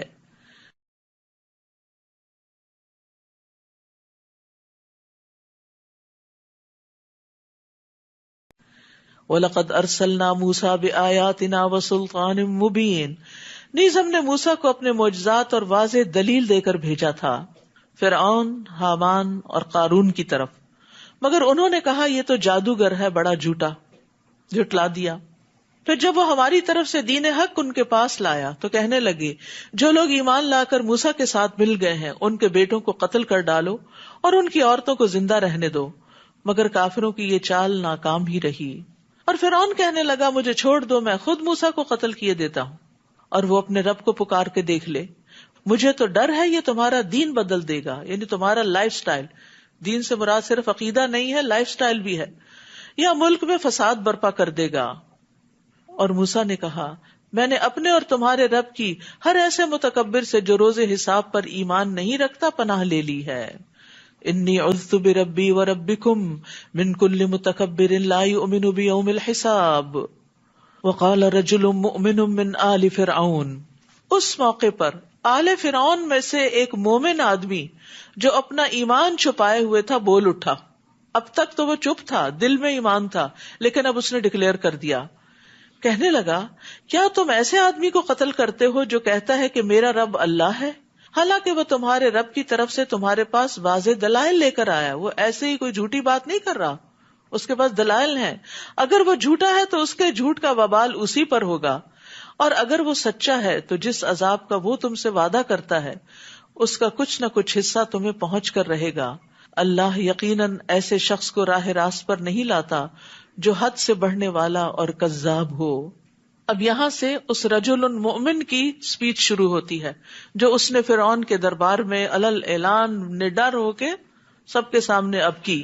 اے میری قوم، آج تمہاری ہی حکومت ہے اور ملک میں تم ہی غالب ہو، لیکن اگر اللہ کا عذاب آ جائے تو کون ہماری مدد کرے گا؟ فرعون کہنے لگا میں تو تمہیں وہی کچھ دکھاتا ہوں جو خود دیکھ رہا ہوں، اور میں تمہیں وہی راہ دکھاتا ہوں جو بھلائی کی راہ ہے. فرعون بھی اپنے آپ کو بھلائی پہ سمجھتا تھا، حق پہ سمجھتا تھا. اس سے اندازہ لگائیں کہ انسان کو اس کا نفس کتنا دھوکہ دیتا ہے کہ وہ اپنے غلط کاموں کو بھی صحیح سمجھے. اسی بنا پر پھر قیامت کے دن جب اپوزٹ ریزلٹ سامنے آئیں گے تو انسان حق کا بکا رہ جائے گا. اور جو شخص ایمان لایا تھا وہ کہنے لگا اے میری قوم، مجھے ڈر ہے کہ تم پر بھی ویسا ہی دن نہ آ جائے جیسا رسولوں کے مخالف جماعتوں پر آیا تھا، یعنی پچھلے رسولوں کی، جیسے قوم نوح، عاد، سمود اور ان کے بعد آنے والوں کی بری حالت ہوئی تھی. اور اللہ تو یہ نہیں چاہتا کہ اپنے بندوں پر ظلم کرے. اے میری قوم، میں تم پر آہو فغاں ایک دوسرے کو پکارنے کے دن کے آنے سے ڈرتا ہوں، جس دن تم پیٹ پھیر کر بھاگے پھرو گے مگر تمہیں اللہ سے کوئی بچانے والا نہ ہوگا، اور جسے اللہ گمراہ کرے اسے کوئی راہ پر لانے والا نہیں. اور اس سے پہلے یوسف تمہارے پاس واضح دلائل لے کر آئے تھے، مگر جو کچھ وہ لائے اس کے متعلق تم شک ہی میں پڑے رہے، یہاں تک کہ وہ فوت ہو گئے تو تم کہنے لگے کہ اس کے بعد اللہ ہرگز کوئی رسول نہ بھیجے گا. اسی طرح اللہ ایسے لوگوں کو گمراہ کر دیتا ہے جو حد سے بڑھنے والے اور شک کرنے والے ہوں. مرتاب الذین یجادلون فی آیات اللہ، جو اللہ کی آیات میں جھگڑا کرتے ہیں، بغیر سلطان اتاہم، بغیر اس کے کہ ان کے پاس کوئی دلیل آئی ہو. یہ چیز اللہ اور مومنوں کے نزدیک بڑی بیزاری کی بات ہے. اسی طرح اللہ ہر تکبر کرنے والے سرکش کے دل پہ مہر لگا دیتا ہے.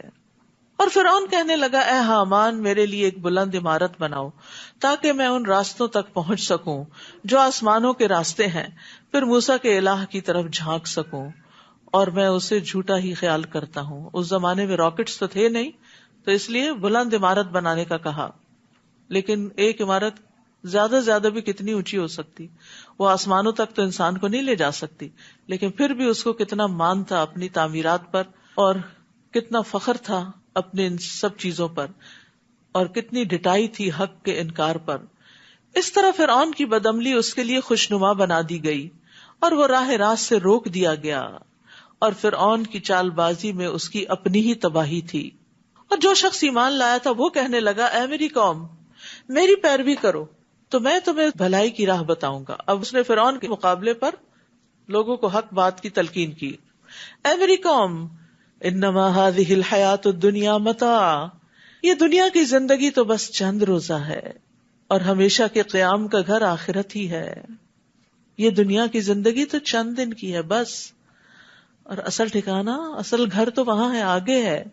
لیکن آپ دیکھیں کہ ہم ان دنیا کے گھروں میں اتنے مشغول اور اتنے محو ہو گئے ہیں، ان کو سجانے بنانے میں اتنے کمفرٹیبل ہو گئے ہیں کہ آخرت کے لیے کچھ کر نہیں پاتے. سوچتے رہتے کچھ کریں، لیکن یاد رکھیے اس کے لیے بھی اپنے آپ کو کہیں نہ کہیں باندھنا پڑتا ہے. کسی بھی اچھے کام کے ساتھ اپنے آپ کو باندھ لیجیے تاکہ اگر آپ ڈھیلے پڑنے لگے تو آپ کو کھینچ لے اور آپ اپنے رستے سے نہ ہٹیں. مثلاً آپ کسی قرآن کلاس سے بن جاتے ہیں، کسی کورس کے ساتھ بن جاتے ہیں، تو اس میں کیا ہوتا ہے، انسان تھکا ہو، ہارا ہو، کچھ ہو، پھر ہر حال میں اٹھتا ہی ہے، جاتا ہی ہے، کچھ نہ کچھ وہاں بیٹھ کے کرتا ہی ہے، کوئی نہ کوئی اچھی بات پلے لے کر آتا ہی ہے. اور پھر کچھ نہ کچھ نیکی کے رستے پہ سفر ہو ہی جاتا ہے. لیکن اگر انسان ان مجلسوں کو، ان علم کے ذخیروں کو چھوڑ دے تو پھر کیا ہوتا ہے، دنیا اپنے طرف اتنا کھینچتی ہے، وہ جذب کر لیتی ہے اپنے اندر، پھر انسان دور سے دور ہی ہوتا چلا جاتا ہے. تو اس لیے بڑا ضروری ہے کہ آخرت کی تیاری، آخرت کے گھر کو یاد رکھنے کے لیے انسان اللہ کی کتاب سے جڑا ہی رہے.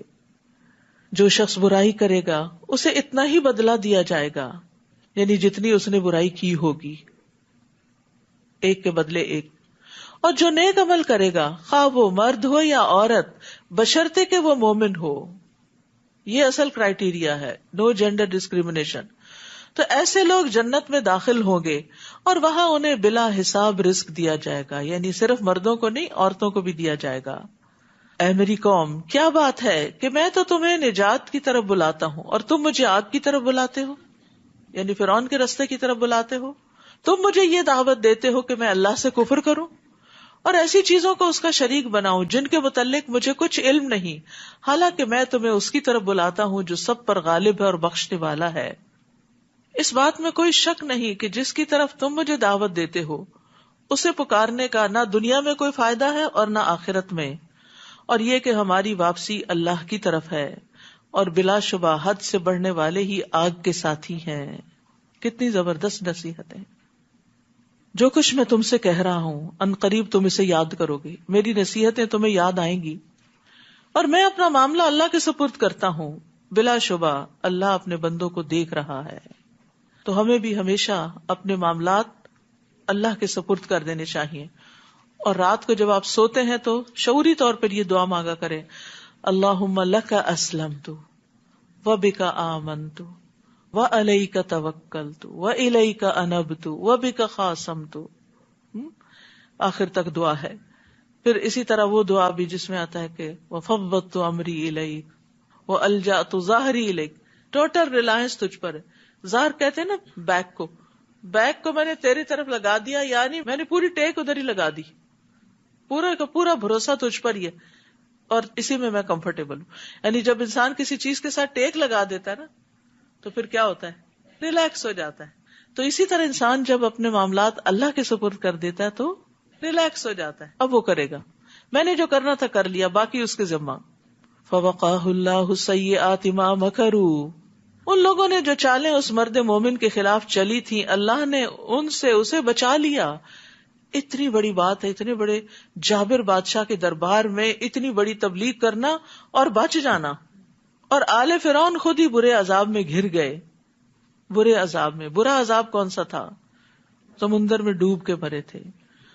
ڈوب کے مرنا جو ہے یہ بڑا تکلیف دہ مرنا ہے، کیونکہ ڈوبنے والے کی سانس جب بند ہو جاتی ہے تو دوبارہ سانس نہیں آتی، سانس آئے تو ساتھ پانی اندر چلا جاتا ہے. کبھی وہ پھر پانی پہ تیرتا ہے، کبھی غوطہ کھاتا ہے، کبھی موجوں کو دیکھتا ہے تو خوف زدہ ہوتا ہے، اور پھر اس کو اپنی ہلاکت کا پکا یقین ہوتا ہے کہ میں بچ نہیں سکتا.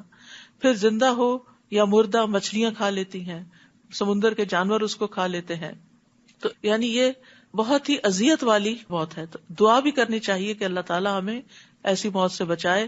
اللہم انی اعوذ بک من التردی والہدم والغرق والحریق واعوذ بک ان یتخبطنی الشیطان عند الموت.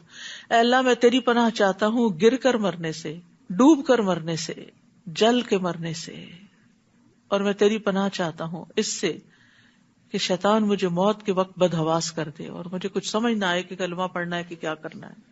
یہ شیطان آخری وقت میں بھی نہیں چھوڑتا. تو وہ مرد مومن بچا لیا گیا اور آل فرعون کو ڈبو دیا گیا، غرق کر دیا گیا. النار یعرضون علیہا غدوا وعشیا ویوم تقوم الساعة ادخلوا آل فرعون اشد العذاب. وہ صبح و شام آگ پر پیش کیے جاتے ہیں. یہ کون سی جگہ ہے جہاں آگ ہوتی ہے؟ یہ برزخ ہے. نبی صلی اللہ علیہ وسلم جب معراج پہ تشریف لے گئے تھے تو آپ کو آل فرعون آگ پہ جاتی ہوئی دکھائی گئی تھی کہ برزخ میں صبح شام انہیں آگ پہ پیش کیا جاتا ہے. اس سے قبر کے عذاب کا ثبوت بھی ملتا ہے. بہت سے لوگ کہتے ہیں قرآن میں کہاں لکھا ہے قبر کا عذاب؟ تو یہ آپ دیکھیے آگ پر پیش کیے جاتے ہیں اور قیامت ہوگی تو کہا جائے گا کہ آل فرعون کو شدید عذاب میں داخل کر دو. تو یہ قیامت سے پہلے کا عذاب ہے. وہ صبح شام آگ پہ پیش کیے جاتے ہیں، اور جس دن قیامت قائم ہوگی تو حکم ہوگا آل فرعون کو سخت ترین عذاب میں داخل کر دو۔ تو قبر کی زندگی برحق ہے، وہ دنیا جیسی زندگی نہیں، وہ ایک الگ زندگی ہے، وہ برزخ کی زندگی ہے، اور اس میں بھی انسان کو صبح و شام اس کا جنت یا جہنم میں ٹھکانہ دکھایا جاتا ہے۔ جیسے آل فرعون صبح و شام پیش کی جاتی ہے نا، تو قبر کے اندر مردے کو اگر جنتی ہو تو جنت کا ٹھکانہ، اور جہنمی ہو تو جہنم دکھائی جاتی ہے، اور کہا جاتا ہے یہ تیرا ٹھکانہ ہے یہاں تک کہ قیامت کے دن اللہ تجھے اٹھائے گا۔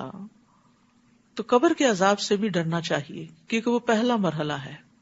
دیکھیں، ہم دنیا کی بیماریوں سے ڈرتے ہیں، ہسپتال جانے سے ڈرتے ہیں، یا اللہ کینسر نہ ہو، یا اللہ کوئی اور ایسی بیماری نہ ہو کہ ہم کسی مصیبت میں پھنس جائیں، اور ہمیں محتاج نہ کرنا، بڑھاپے سے ڈرتے ہیں۔ جب تک زندہ ہے زندگی میں پیش آنے والی ساری چیزوں سے ڈرتے ہیں، قتل سے ڈرتے ہیں، موت سے ڈرتے ہیں، اور وحشت والی چیزوں سے ڈرتے ہیں، لیکن موت کے وقت جو فرشتے آئیں گے ان کے بارے میں نہیں ڈرتے، پھر موت کے بعد جب قبر میں اتارے جائیں گے اس بارے میں نہیں ڈرتے، قیامت کے دن جب اٹھیں گے اس بارے میں نہیں ڈرتے۔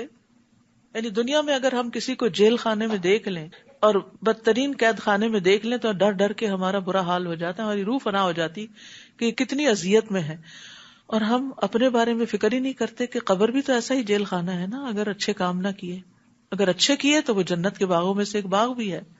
ابن عباس کہتے ہیں نبی صلی اللہ علیہ وسلم کا گزر 2 قبروں پر ہوا، اور یہ صحیح بخاری کی روایت ہے، ان 2 قبروں والوں پر عذاب ہو رہا تھا، اور کسی بڑی بات پہ نہیں ہو رہا تھا۔ آپ نے فرمایا ان میں سے ایک تو چغل خوری کرتا تھا، ادھر کی بات ادھر لگانا تاکہ 2 لوگوں میں پھوٹ پڑ جائے، اور بعض اوقات تو استغفر اللہ اپنے ہی بچے چغل خوری کر رہے ہوتے ہیں، ماں کی بات باپ کو لگائی، باپ کی بات ماں کو لگائی، اور خوب ان میں لڑائی ڈلوائی۔ تو اس سے بھی بچنا چاہیے، گھروں کے اندر اس چیز کو کنٹرول کرنا چاہیے، کیونکہ یہ عادتیں گھروں سے ہی چلتی ہیں۔ یہ اس طرح کی بیڈ ہیبٹس بھی ایک ایڈکشن کی طرح ہوتی ہیں، پھر جب تک وہ کر نہیں نہ لیتا انسان اس کو، تو اس کو لگتا ہے میں نے کچھ کام نہیں کیا، کیونکہ چغل خوری سے ایک سینس آف اچیومنٹ بھی ہوتی ہے کہ میں نے کوئی بڑا کارنامہ کر لیا ہے، اور کیونکہ دوسرا شخص بڑی توجہ سے بات سنتا ہے۔ عام طور پر ماں باپ توجہ سے نہیں بات سنتے، بچہ کوئی بات کہتا ہے تو ہم ادھر ادھر دیکھتے رہتے ہیں، لیکن جو کہتے ہیں نا ابا یہ کہہ رہے تھے آپ کے بارے میں، ہے کیا کہہ رہے تھے، اب وہ انجوائے کرتا ہے، اچھا اس سے میں اپنی ماں کی توجہ لے سکتا ہوں، تو اس کو بھی مزہ آنے لگتا ہے، پھر اس طرح ایک بیڈ ٹیسٹ ڈیولپ ہو جاتا ہے ایسے غلط کام کرنے کا۔ تو ان میں ایک شخص چغل خوری کرتا تھا، اور دوسرا پیشاب سے بچنے کے لیے احتیاط نہیں کرتا تھا۔ تو آپ دیکھیے کہ جس طرح کموڈ وغیرہ ہوتے ہیں تو ان پہ بعض اوقات چھینٹے پڑ جاتے ہیں، تو استنجا صحیح سے کرنا چاہیے۔ اور جب دوزخ میں وہ ایک دوسرے سے جھگڑا کریں گے تو کمزور لوگ بڑا بننے والوں سے کہیں گے ہم دنیا میں تمہارے تابع فرما تھے، تو کیا تم دوزخ کے عذاب کا کچھ حصہ ہم سے ہٹا کر ہمارے کسی کام آؤ گے؟ بڑا بننے والے جواب دیں گے ہم سب اسی میں پڑے ہیں، اور اللہ بندوں کے درمیان فیصلہ کر چکا ہے۔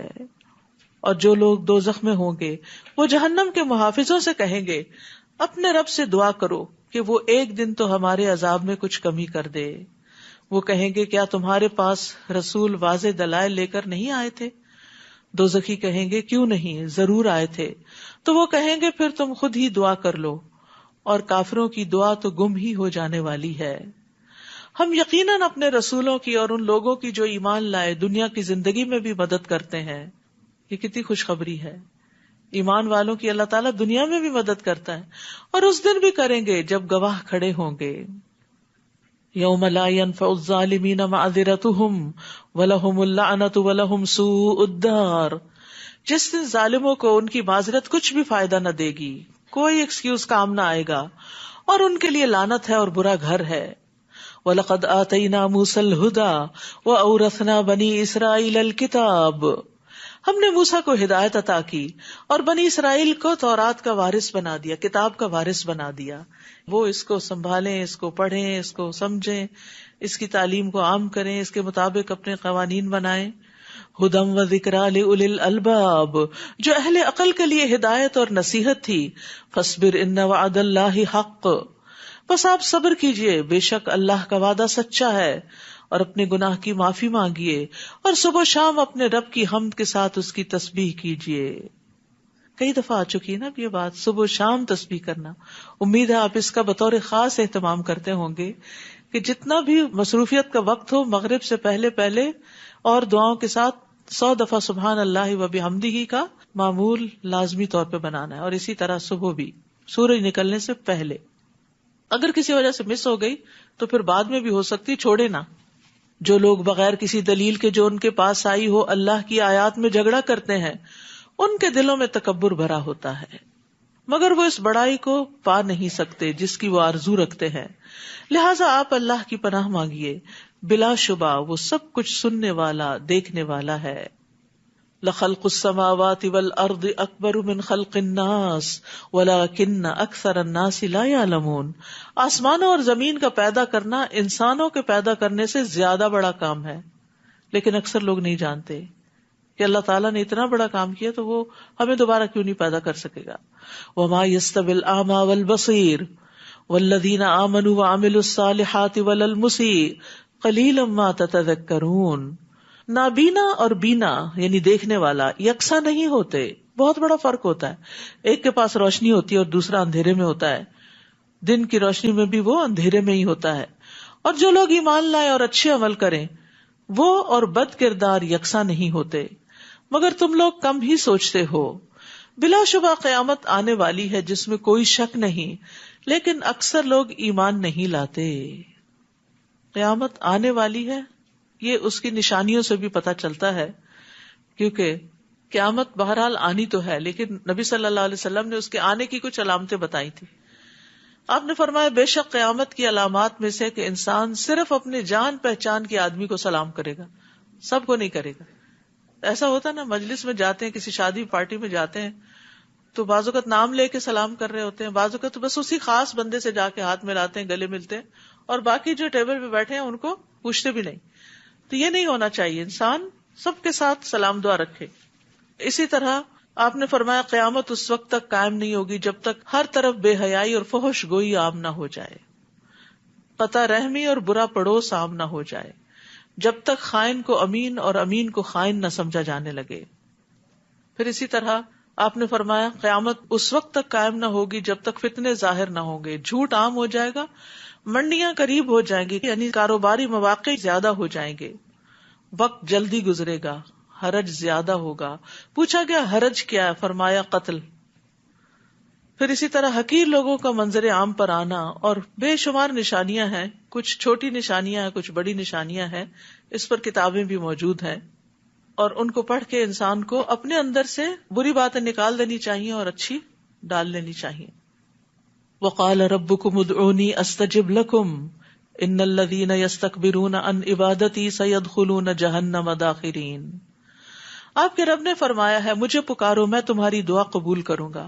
جو لوگ میری عبادت سے تکبر کرتے ہیں ان قریب ذلیل و خوار ہو کر جہنم میں داخل ہوں گے. یاد رکھیے دعا عبادت ہے، اللہ سے نہ مانگنے والے سے اللہ ناراض ہوتا ہے. دعا لازم ہے. نبی صلی اللہ علیہ وسلم نے فرمایا بے شک دعا فائدہ دیتی ہے اس کے بارے میں بھی جو کچھ نازل ہو چکا، یعنی جو مصیبت آ چکی، اور اس کے بارے میں بھی جو نہیں اترا. بس اللہ کے بندو تم پر دعا کرنا لازم ہے.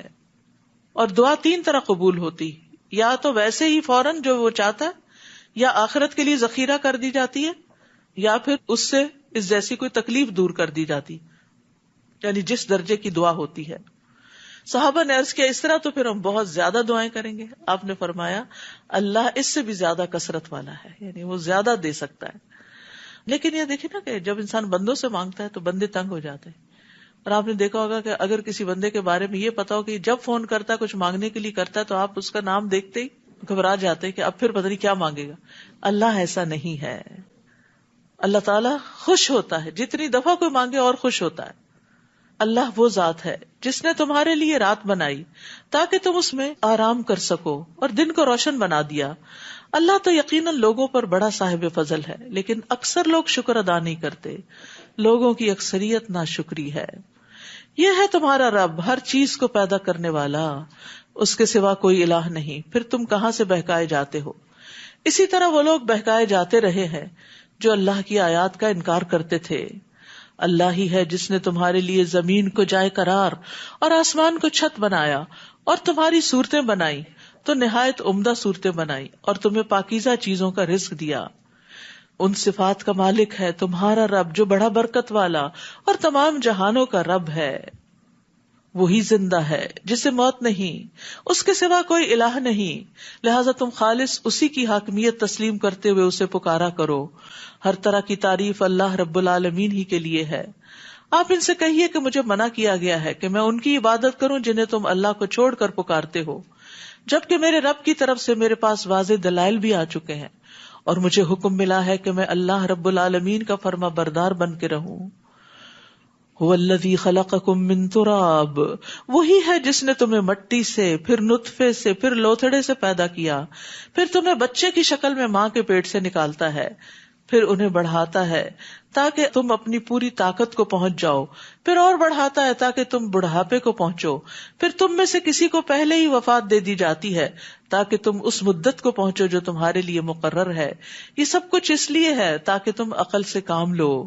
وہی تو ہے جو تمہیں زندہ کرتا اور مارتا ہے، پھر جب وہ کسی کام کا فیصلہ کر لیتا ہے تو بس اتنا ہی کہتا ہے کہ ہو جا، تو وہ ہو جاتا ہے. کن فیکون، یہ ہے اس کی طاقت.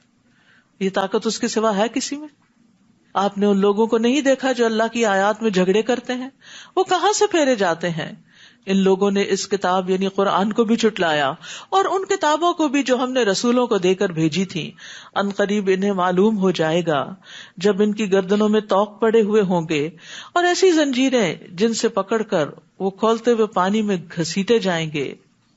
حسن بن ابی حسن کہتے ہیں کہ یہ زنجیریں جہنمیوں کی گردنوں میں اس لیے نہیں ڈالی گئی کہ انہوں نے رب کو عاجز کر دیا تھا اور ان کو پھر پکڑ لیا گیا، بلکہ اس لیے کہ جب شعلے ان کو اوپر لے جائیں گے تو زنجیریں ان کو نیچے گرا دیں گی، یعنی وزنی ہو جائیں گے اس کی وجہ سے.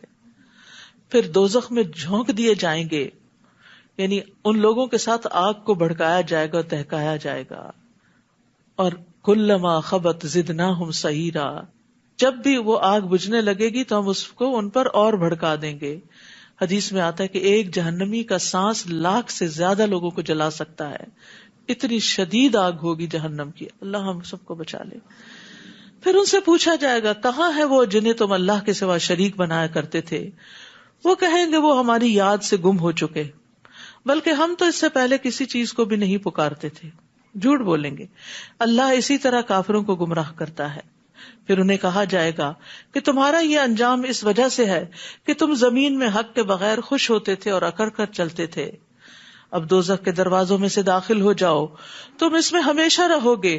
تکبر کرنے والوں کا کیسا برا ٹھکانہ ہے. بس اے نبی آپ صبر کیجئے، اللہ کا وعدہ سچا ہے.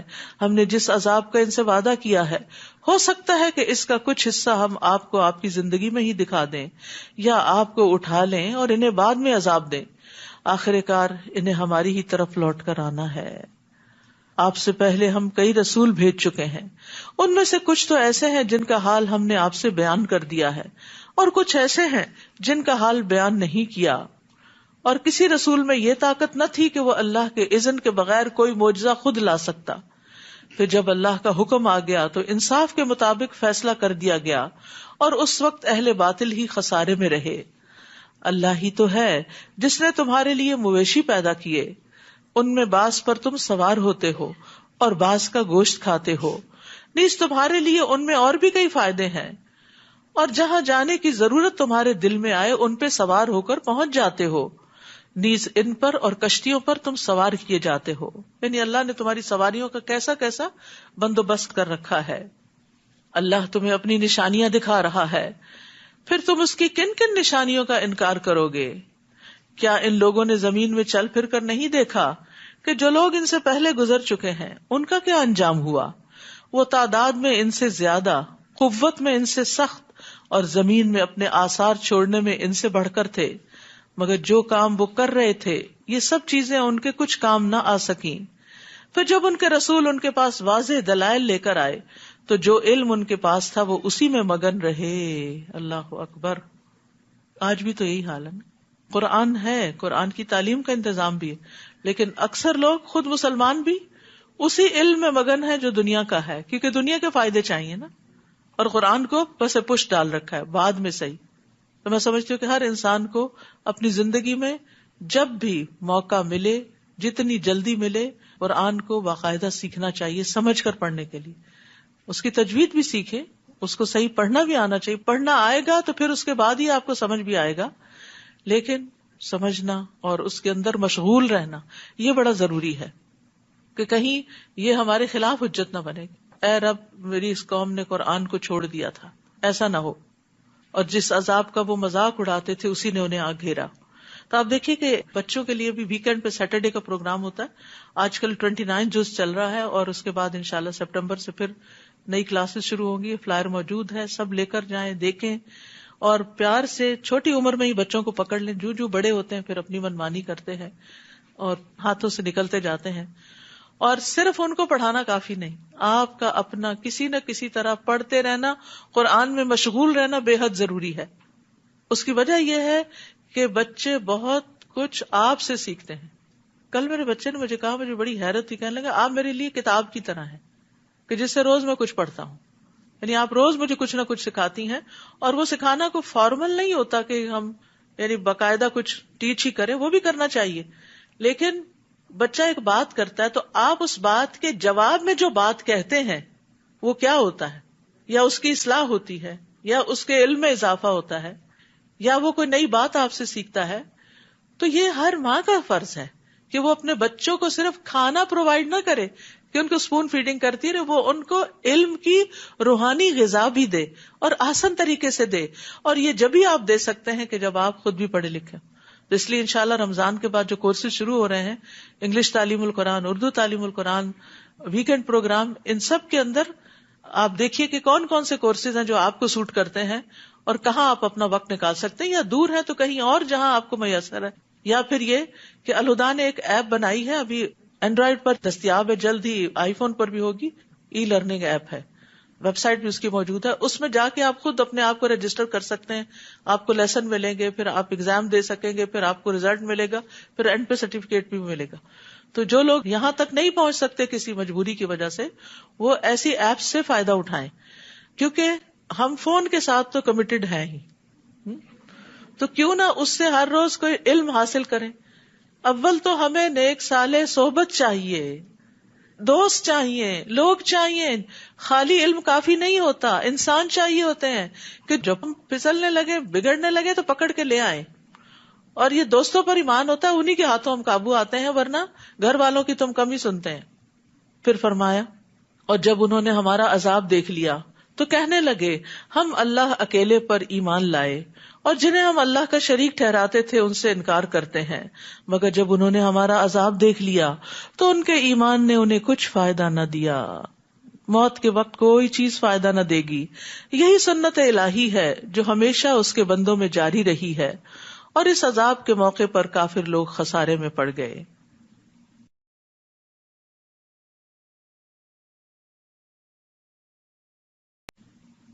سورۃ فصلت. بسم اللہ الرحمن الرحیم. حامیم تنزیل من الرحمن الرحیم. حامیم، یہ قرآن بڑے مہربان نہایت رحم والے کی طرف سے نازل ہوا ہے. یعنی اس کتاب کو رحمان نے نازل کیا ہے، رحیم نے نازل کیا ہے، جس کو پڑھ کر رحمتیں پائیں گے آپ. ایسی کتاب جس کی آیات تفصیل سے بیان کی گئی ہیں، عربی زبان میں ہے، اور ان لوگوں کے لیے جو علم رکھتے ہیں. یہ بشارت دینے والا اور ڈرانے والا ہے، مگر اکثر لوگوں نے اس سے اعراض کیا اور اسے سنتے ہی نہیں. فہم لا یسمعون، اس کو سنتے نہیں. قرآن کو سننا بڑا ضروری ہے، کیونکہ سن کے کانوں کے راستے دل پہ جلدی بات اثر کرتی ہے. پڑھتے ہوئے انسان کا عام طور پر ذہن بھٹک بھی جاتا ہے، سنتے ہوئے بھی بھٹکتا ہے لیکن کم. اور کہتے ہیں کہ جس چیز کی طرف تو ہمیں بلاتا ہے اس سے ہمارے دل پردوں میں ہیں، اور ہمارے کان یہ کلام سننے سے بہرے ہو گئے ہیں، اور ہمارے اور تیرے درمیان ایک پردہ حائل ہے، لہٰذا تم اپنا کام کیے جاؤ، ہم اپنا کام کیے جائیں گے.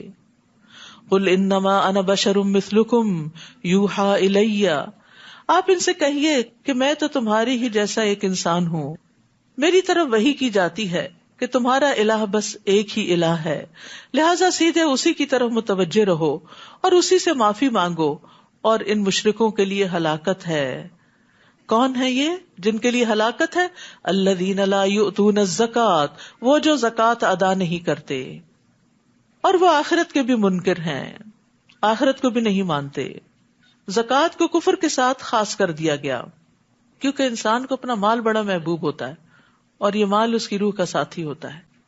تو جب اسے اللہ کے راستے میں خرچ کرتا ہے تو ثابت قدمی حاصل ہوتی ہے اور اس کا دل چمک اٹھتا ہے, اور جب خرچ نہیں کرتا تو اس کے دل پہ اندھیرا چھاتا ہے اور یہ کفر سے قریب ہوتا ہے. بلا شبہ وہ لوگ جو ایمان لائے اور نیک عمل کیے ان کے لیے ایسا اجر ہے جو کبھی ختم نہ ہوگا. کتنی بڑی خوشخبری ہے. دنیا میں جتنی بھی اچھی چیز آپ لے آئے وہ ختم ہو جاتی. آپ ان سے کہیے, کیا تم اس ذات کا انکار کرتے ہو جس نے زمین کو 2 دنوں میں پیدا کیا اور دوسروں کو اس کا ہمسر ٹھہراتے ہو؟ یہ اس صفت کا مالک ہے, یعنی اللہ سبحانہ تعالیٰ ہی اصل میں خالق ہے, سب جہانوں کا رب. نیز اس نے زمین کے اوپر مضبوط پہاڑ بنا دیے اور اس میں برکت رکھی. سبحان اللہ, زمین میں اللہ نے کیسی برکت رکھی ہے کہ ہر سال زمین کے اندر سے ڈھیروں غلہ اور اناج اور چاول اور کیا کیا نکلتا رہتا ہے. آپ ایک بیج ڈالتے ہیں وہ 700 بیج بن جاتا ہے. یہ کس فیکٹری سے بن کے نکلتا ہے؟ دنیا کی فیکٹریز میں تو آپ جو ڈالیں گے صرف اتنا ہی نکلے گا اور بعض اوقات اس سے بھی کم ہو جاتا ہے. تو یہ زمین میں اللہ نے برکتیں رکھی ہیں, اور اس کے علاوہ بھی جو انسانوں کی ضروریات ہیں, گیس, تیل وغیرہ, وہ سب چیزیں بھی وقت کے ساتھ ساتھ ڈسکور ہوتی چلی جا رہی ہیں اور انسان ان سے فائدہ اٹھا رہا ہے. اور ٹھیک اندازے سے 4 دنوں میں اس میں غذائیں رکھی. یہ سب حاجت مندوں کے لیے یکساں ہے. اللہ تو کن کہہ کے سب کچھ پیدا کر سکتا ہے. تو یہ 2 دن میں یہ کیا, 4 دن میں یہ کیا, یہ ہمیں بتایا جا رہا ہے. اس میں سیکھنے کی بات ہے وہ یہ کہ ہمیں ہر کام کو ٹائم دینا چاہیے, ٹھہر ٹھہر کے تحمل سے کام کرنا چاہیے, اسٹیپ بائی اسٹیپ کرنا چاہیے. کام پھر آرام, پھر کام پھر آرام, پھر کام پھر آرام. تو اللہ سبحانہ تعالیٰ کے نزدیک محبوب صفات میں سے یہ ہے کہ انسان تحمل والا ہو, جلدی نہ کرے, ہر چیز میں ہنگامہ نہ کھڑا کر دے کہ یہ اب تک کیوں نہیں ہوا, یہ کیوں نہیں ہوا, وہ کیوں نہیں ہوا. لیکن یہ بھی اللہ ہی دے تو آتی ہے تحمل مزاجی. نبی صلی اللہ علیہ وسلم نے فرمایا تحمل مزاجی اللہ کی طرف سے ہے اور جلد بازی شیطان کی طرف سے ہے. اور سب سے اہم عبادت کون سی ہوتی ہے؟ نماز. اور اس میں سب سے زیادہ کس چیز کی ضرورت ہوتی؟ صبر کی, تحمل کی, برداشت کی. کھڑے کھڑے تھک بھی گئے پھر بھی اپنے آپ کو کنٹرول کر رہے ہیں. نیند بھی آ رہی ہے اس کو آپ کنٹرول کرتے ہیں. پھر خشوع کی کوشش کرتے ہیں. آپ کو معلوم ہے نا کہ آپ صلی اللہ علیہ وسلم مسجد میں تشریف لے گئے تو اس وقت ایک شخص آیا اور اس نے نماز پڑھی. اس کے بعد آ کر آپ کو سلام کیا. آپ نے سلام کا جواب دیا اور فرمایا جاؤ نماز دوبارہ پڑھو, تم نے نماز نہیں پڑھی. صلی فإنک لم تصلی. وہ لوٹ گیا پھر ویسے ہی پڑھ کے پھر آ گیا, سلام کیا. آپ نے فرمایا جاؤ نماز پڑھو, تم نے نماز نہیں پڑھی. 3 بار ایسے ہوا. وہ بولا اس ذات کی قسم جس نے آپ کو حق کے ساتھ بھیجا ہے, میں اس سے بہتر ادا کرنا نہیں جانتا, آپ مجھے سکھا دیجئے. آپ نے فرمایا جب تم نماز کے لیے کھڑے ہو تو تکبیر کہو, اس کے بعد جتنا آسانی سے قرآن پڑھ سکو, سورۃ فاتحہ وغیرہ, پھر رکوع کرو یہاں تک کہ رکوع میں اطمینان سے کھڑے ہو, پھر سر اٹھاؤ یہاں تک کہ سیدھے کھڑے ہو جاؤ, پھر سجدہ کرو یہاں تک کہ سجدے میں اطمینان ہو جائے, پھر سر اٹھاؤ یہاں تک کہ اطمینان سے بیٹھ جاؤ. اسی طرح پوری نماز پڑھو. یہ نہیں کہ اگر 20 تراویح پڑھنی ہے تو بس اٹھک بیٹھک ہی ہوتی رہے اور جلدی جلدی سجدے میں گئے نہیں کہ سر اٹھا لیا, بیٹھے نہیں کہ دوبارہ سجدے میں چلے گئے, اور پھر ہر سٹیپ میں جلد بازی. یہ نہیں ہونی چاہیے. اطمینان یہ نماز کا ایک رکن ہے. اور جب نماز میں انسان کو اطمینان کی عادت ہو جاتی ہے نا, 5 دفعہ دن میں پریکٹس ہوتی ہے, تو پھر عام زندگی میں بھی انسان کے اندر ٹھہراؤ آنے لگتا ہے. اور ہمارے لیے اس دور میں اور بھی زیادہ مشکل ہے نا, جب ہر چیز آٹو پہ آ رہی ہے اور ہر چیز اشارے سے ہو جاتی ہے اور جلدی ہو جاتی ہے, اور فوڈ بھی فاسٹ ہو گئی ہے اور بھی اسی طرح. تو پھر انسان کے اندر تحمل اور ختم ہو جاتا ہے, کیونکہ اس کا ماحول اس کو تحمل کی تعلیم نہیں دے رہا ہوتا, یہ تحمل کی فضا نہیں بنا رہا ہوتا. اور جہاں تک ابتدائے خلق ہے, پھر وہ آسمان کی طرف متوجہ ہوا اور وہ اس وقت دھواں تھا, تو اس نے آسمان اور زمین سے کہا تم وجود میں آ جاؤ, خواہ تم چاہو یا نہ چاہو. دونوں نے کہا ہم فرما برداروں کی طرح آ گئے. تو بہرحال اللہ سبحانہ تعالیٰ نے کس طرح تخلیق کیا؟ حدیث میں آتا ہے, صحیح مسلم کی روایت ہے, اللہ تعالیٰ نے مٹی کو ہفتے کے دن پیدا کیا اور اس میں پہاڑ اتوار کے دن پیدا کیے, درختوں کو پیر کے دن پیدا کیا, مکروہات منگل کے دن پیدا کیے, نور کو بدھ کے دن پیدا کیا, اور جمعرات کے دن زمین میں چوپائے پھیلائے, اور آدمی کو جمعہ کے دن عصر کے بعد مخلوق میں سب سے آخر میں جمعہ کی گھڑی میں سے آخری گھڑی عصر اور رات کے درمیان پیدا کیا. تو یہ تھے تخلیق کے مراحل. پھر اس نے 2 دنوں میں 7 آسمان بنا ڈالے اور ہر آسمان میں اس کے کام کی وحی کی. اور ہم نے آسمان دنیا کو چراغوں سے سجا دیا اور ان سے حفاظت کا کام لیا. یہ سب پر غالب اور ہر چیز کو جاننے والے کی منصوبہ بندی ہے. پھر اگر وہ اعراض کرے تو آپ ان سے کہیے کہ میں تمہیں ایسی ہی کڑک کے عذاب سے ڈراتا ہوں جیسی قوم عاد اور سمود پر گری تھی، جب ان کے پاس ان کے آگے سے اور پیچھے سے رسول آئے اور کہا کہ اللہ کے سوا کسی کی عبادت نہ کرو، تو وہ کہنے لگے اگر اللہ ہماری ہدایت چاہتا تو فرشتے نازل کرتا، لہذا تم جو پیغام دے کر بھیجے گئے ہو ہم اس کا انکار کرتے ہیں. ان میں سے جو قوم عاد تھی اس نے ملک میں ناحق تکبر کیا اور کہنے لگے ہم سے بڑھ کر طاقتور کون ہے. کیا انہوں نے یہ نہ دیکھا کہ جس نے انہیں پیدا کیا وہ ان سے یقیناً زیادہ طاقتور ہے. عقل کی بات ہے نا کہ پیدا کرنے والا زیادہ طاقتور ہے. اور وہ دیدہ و دانستہ ہماری آیات کا انکار کرتے رہے. پھر ہم نے ان پر چند منحوس دنوں میں سخت تند ہوا بھیجی تاکہ ہم انہیں دنیا میں ہی رسوائی کا عذاب چکھائیں، اور جو آخرت کا عذاب ہے تو وہ اور زیادہ رسوا کرنے والا ہے اور انہیں کہیں سے بھی مدد نہ ملے گی. رہے سمود تو ہم نے انہیں سیدھی راہ دکھائی مگر انہوں نے راہ دیکھنے کے مقابلے میں اندھا رہنا ہی پسند کیا. آخرکار انہیں کڑک کی صورت میں ذلت کے عذاب نے آ پکڑا جو ان کی کمائی کا بدلہ تھا. اور ہم نے ان لوگوں کو اس عذاب سے بچا لیا جو ایمان لائے اور نافرمانی سے بچتے تھے.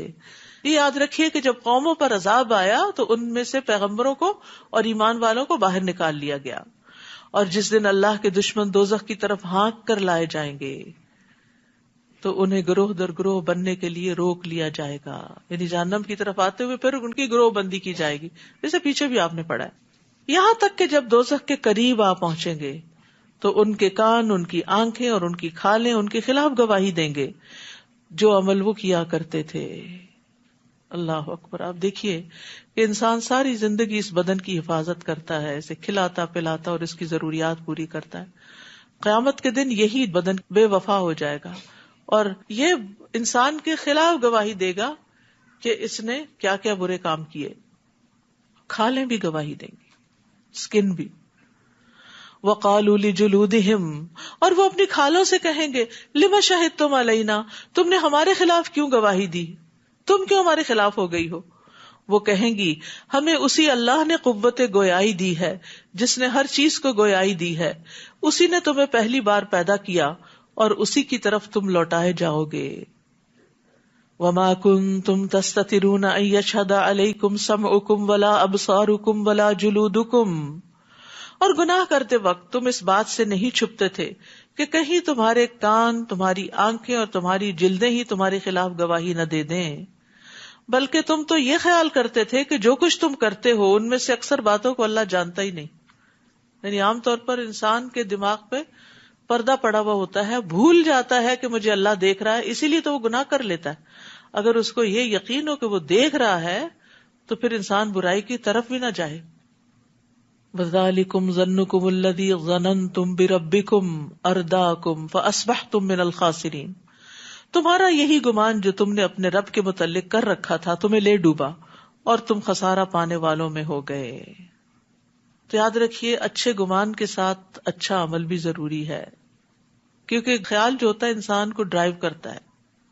حسن بصری کہتے ہیں کچھ لوگوں کو ان کی آرزوؤں نے غفلت میں ڈالے رکھا، یہاں تک کہ وہ دنیا سے اس حال میں نکلے کہ ان کے لیے ایک بھی نیکی نہیں تھی. وہ ظن جو ہے، جب ظن ہی نہیں ہوتا، خیال ہی نہیں ہوتا نیکی کا، تو پھر نیکی کہاں سے کرنی. لیکن یہ بھی یاد رکھیے کہ صرف خیال یا گمان یا آرزو یا تمنا کی بنا پر بھی جنت نہیں ملے گی. کہ انسان کہ مجھے جنت کی بڑی خواہش ہے، بڑا شوق ہے جانے کا، اور اس کے لیے کرے کچھ بھی نہ. لیس بامانیکم ولا امانی اہل الکتاب، نہ تمہاری آرزوؤں پر موقوف ہے نہ اہل کتاب کی آرزوؤں پر. جو بھی برا کرے گا اس کی جزا دی جائے گی، اور وہ اپنے لیے اللہ کے سوا کوئی دوست نہ پائے گا اور نہ کوئی مددگار. اور جو شخص نیک کاموں میں کوئی نیک کام کرے، مرد ہو یا عورت، اور وہ مومن ہو، تو یہ لوگ جنت میں داخل ہوں گے.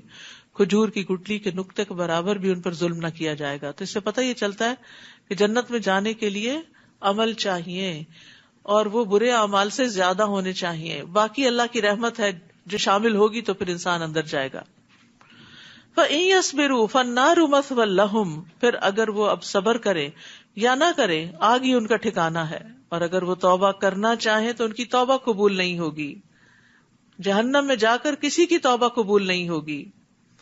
اور ہم نے ان پر کچھ ایسے ہم نشین مسلط کر دیے جو آگے سے اور پیچھے سے ان کے سارے کام خوشنما کر کے دکھاتے تھے. بعض لوگ دوستوں کے روپ میں دشمن ہوتے ہیں. وہ آپ کے غلط کاموں پر بڑے خوش ہوتے ہیں. وہ آپ کی جھوٹی تعریفیں کرتے ہیں. وہ مطلبی ہوتے ہیں. جھوٹی تعریفوں کے ساتھ آپ سے وہ کچھ بٹور لیتے ہیں، چاہے وہ آپ کا ٹائم ہو یا آپ کا مال ہو یا کچھ اور نیکی کے رستے کی طرف نہیں جانے دیتے، کیونکہ ان کو یہ پتا ہوتا ہے کہ اگر یہ اس رستے پہ چلا گیا تو پھر یہ ہمارے ہاتھ سے نکل جائے گا، پھر ہم اس سے فائدہ نہیں اٹھا سکتے. تو برے ہم نشین کون ہوتے ہیں؟ جو ہماری برائیوں کو ہمیں نہیں دکھاتے بلکہ ان کو خوشنما بنا کے دکھاتے ہیں، جھوٹی تعریفیں کرتے ہیں، خوشامد کرتے ہیں، چاپلوسی کرتے ہیں. تو دوست کا آئینہ ہوتا ہے، اور آئینہ جو ہے وہ سچ بولتا ہے. ہمیں اپنے دوستوں کے ساتھ سچ بولنا چاہیے. ان کے غلط کاموں کو درست نہیں کہنا چاہیے، غلط کو غلط ہی کہنا چاہیے تاکہ وہ اس سے نکل آئیں، تاکہ وہ بچ سکیں. کہ جو آگ میں جائیں گے ان کی شامت کیوں آئی؟ کیونکہ ان پر کچھ ایسے ہم نشین مسلط تھے، دوست مسلط تھے جو آگے پیچھے سے ان کے سارے کام خوشنما کر کے دکھاتے تھے. چنانچہ ان پر بھی وہی حکم الہی ثابت ہو گیا جو ان سے پہلے گزرے ہوئے جنوں اور انسانوں پہ ثابت ہو چکا تھا، یعنی کہ وہی لوگ خسارہ پانے والے ہیں. اور یہ ساتھ ہی انسانوں میں سے بھی ہو سکتے ہیں اور جنوں میں سے بھی. ٹھیک ہے، کیونکہ ہر انسان کے ساتھ ایک جن ہوتا ہے، جن شیطان، جو اس کو بھٹکاتا ہے، اس کے لیے برائی کو خوبصورت بنا کے دکھاتا ہے. وقال الذين كفروا لا تسمعوا لهذا القرآن والغوا فيه لعلكم تغلبون. اور کافر ایک دوسرے سے کہتے ہیں اس قرآن کو نہ سنو اور جب پڑھا جائے تو خوب شور مچاؤ، کیونکہ اگر لوگوں نے سن لیا تو پھر تو ان کے دل بدل جائیں گے. اس طرح شاید تم غالب رہو.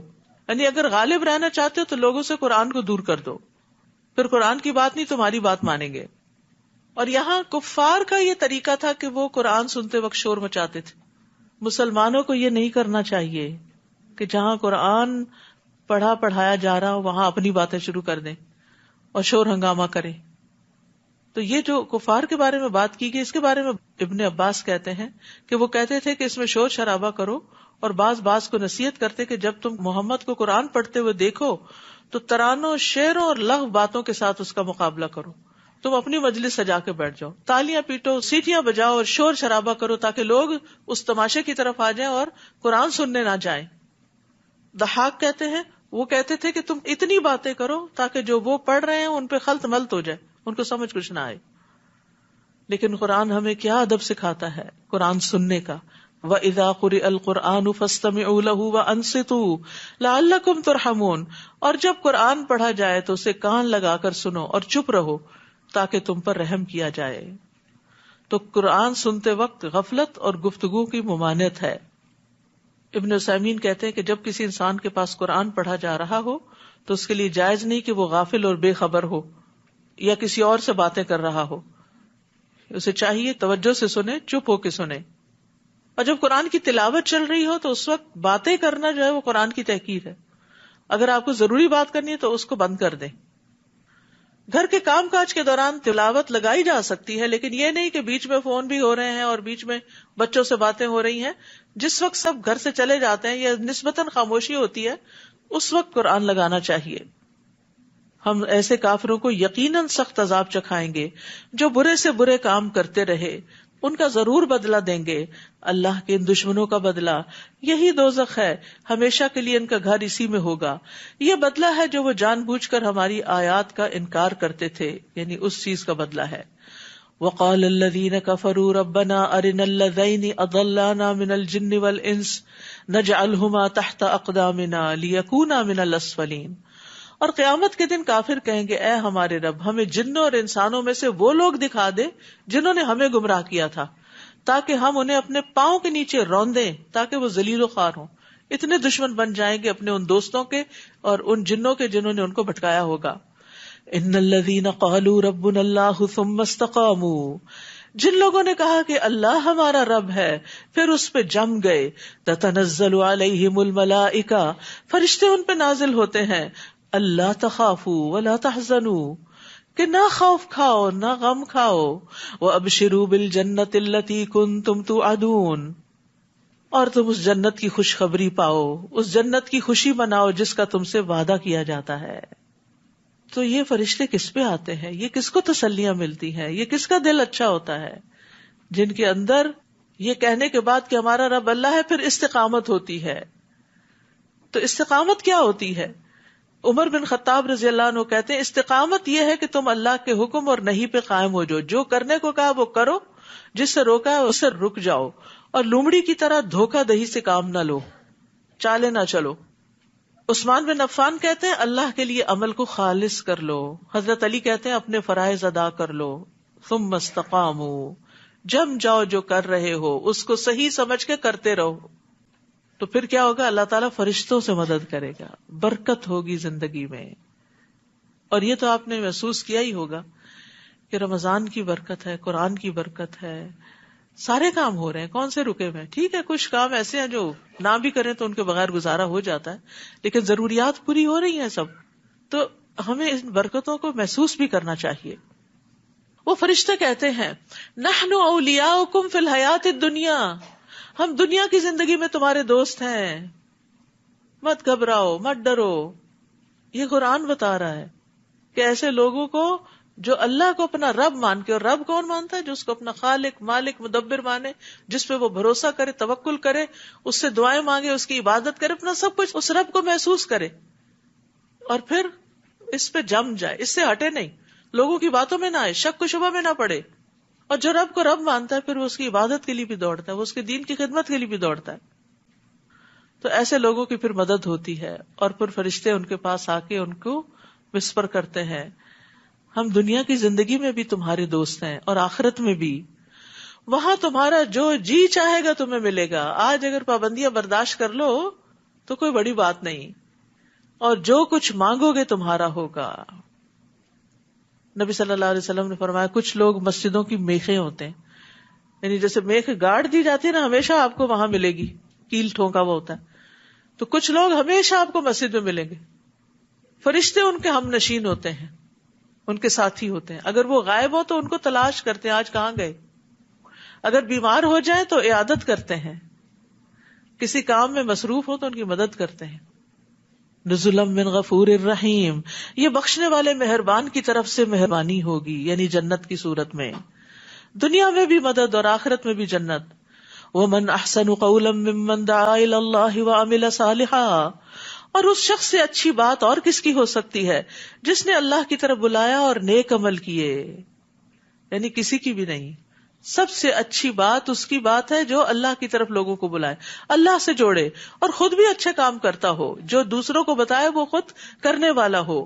وقال اننی من المسلمین، اور وہ کہے کہ میں اللہ کا فرما بردار ہوں. تو یہاں تعریف کی جا رہی ہے کن کی؟ جو مخلوق کو خالق سے جوڑتے ہیں.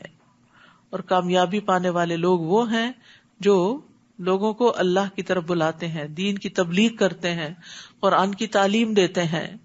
وَلَا تَسْتَوِي الْحَسَنَةُ وَلَا السَّيِّئَةُ، اور نیکی اور بدی کبھی برابر نہیں ہو سکتے. آپ بدی کو ایسی بات سے دور کیجئے جو اچھی ہو، یعنی برائی کو نیکی سے بدل دیں، برائی کی جگہ نیکی لے آئیں، بری عادتوں کی جگہ نیک عادتیں لے آئیں. آپ دیکھیں گے کہ جس شخص کی آپ سے عداوت تھی وہ آپ کا گہرا دوست بن گیا ہے، یعنی اس طرح آپ دشمنوں کو بھی دوست بنا لیں گے. اور یہ بات صرف انہیں نصیب ہوتی ہے جو صبر کرتے ہیں دوسروں کی باتوں پر، تنگی پر، اور یہ کسی بڑے نصیب والے کو ہی حاصل ہوتی ہے. پھر اگر کسی وقت آپ کو کوئی شیطانی وسوسہ آنے لگے تو اللہ کی پناہ مانگیے، وہ سب کچھ سننے والا اور جاننے والا. یعنی اتنے اچھے کام کرنے والوں کو بھی وسوسہ آ سکتا ہے، اور وسوسہ انسان کے اندر شک اور بے یقینی پیدا کرتا ہے، اور انسان پھر آہستہ آہستہ اس راہ کو چھوڑنے لگتا ہے. تو ایسے میں اللہ سے دعا کر کے شیطان کے شر سے محفوظ ہو جائیں، یعنی شیطان کو برا بھلا کہنے کی بجائے تعوذ پڑھیں. بسم اللہ کہنے سے شیطان سکڑ جاتا ہے. تعوذ شیطان کے حملوں کا توڑ ہوتا ہے. وَمِنْ آيَاتِهِ اللَّيْلُ وَالنَّهَارُ وَالشَّمْسُ وَالْقَمَرُ، یہ رات اور دن، سورج اور چاند سب اللہ کی نشانیوں میں سے ہیں. نہ تو تم سورج کو سجدہ کرو نہ چاند کو کرو، بلکہ اللہ کو سجدہ کرو جس نے انہیں پیدا کیا ہے، اگر تم فی الواقع اسی کی عبادت کرتے ہو.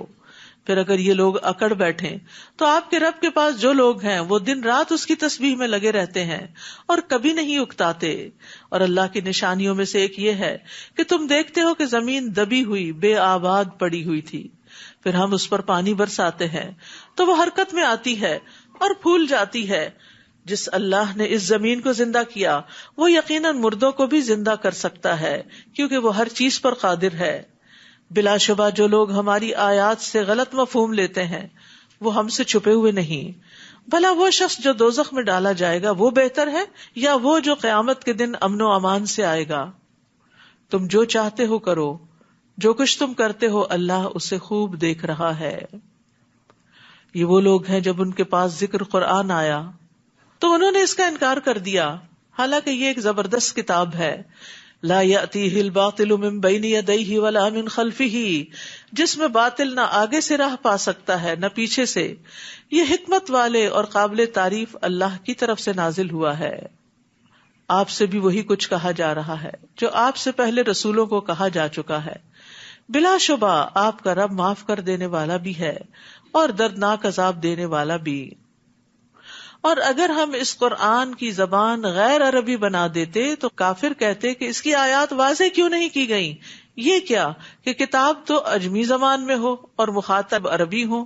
آپ ان سے کہیے جو لوگ ایمان لائے ہیں ان کے لیے تو یہ کتاب ہدایت اور شفا ہے، اور جو ایمان نہیں لاتے ان کے کانوں کا بوجھ ہے اور وہ قرآن ان پر دھندلا ہی رہتا ہے.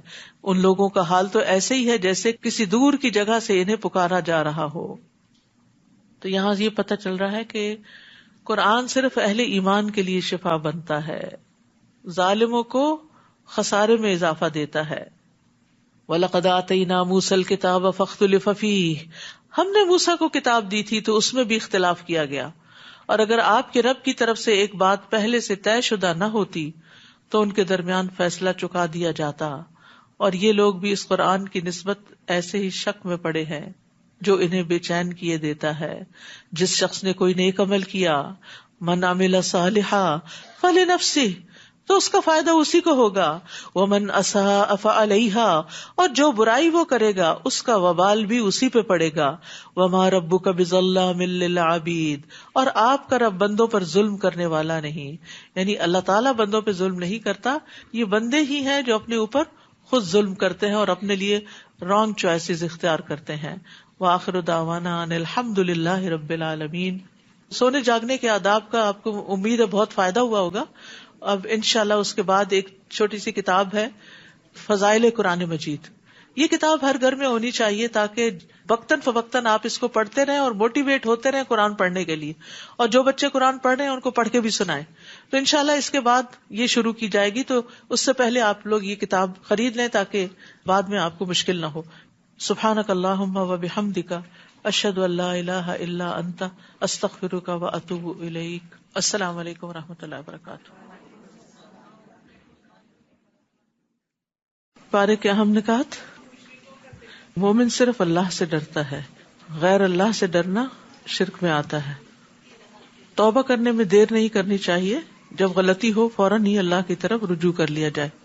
علم صرف معلومات حاصل کرنے کا نام نہیں بلکہ اس پہ عمل کرنا دراصل علم حاصل کرنا ہے. توکل ایمان کا حصہ ہے. ایمان والوں کی اللہ تعالیٰ مدد دنیا میں بھی کرتے ہیں. سچائی کا راستہ نیکی کا، اور نیکی جنت کی طرف لے جاتی ہے. ہمیں جاننا چاہیے کہ شرک کیا ہے تاکہ ہم اس سے بچ سکیں. ہر نعمت ایک امتحان بھی ہے، آزمائش بھی ہے.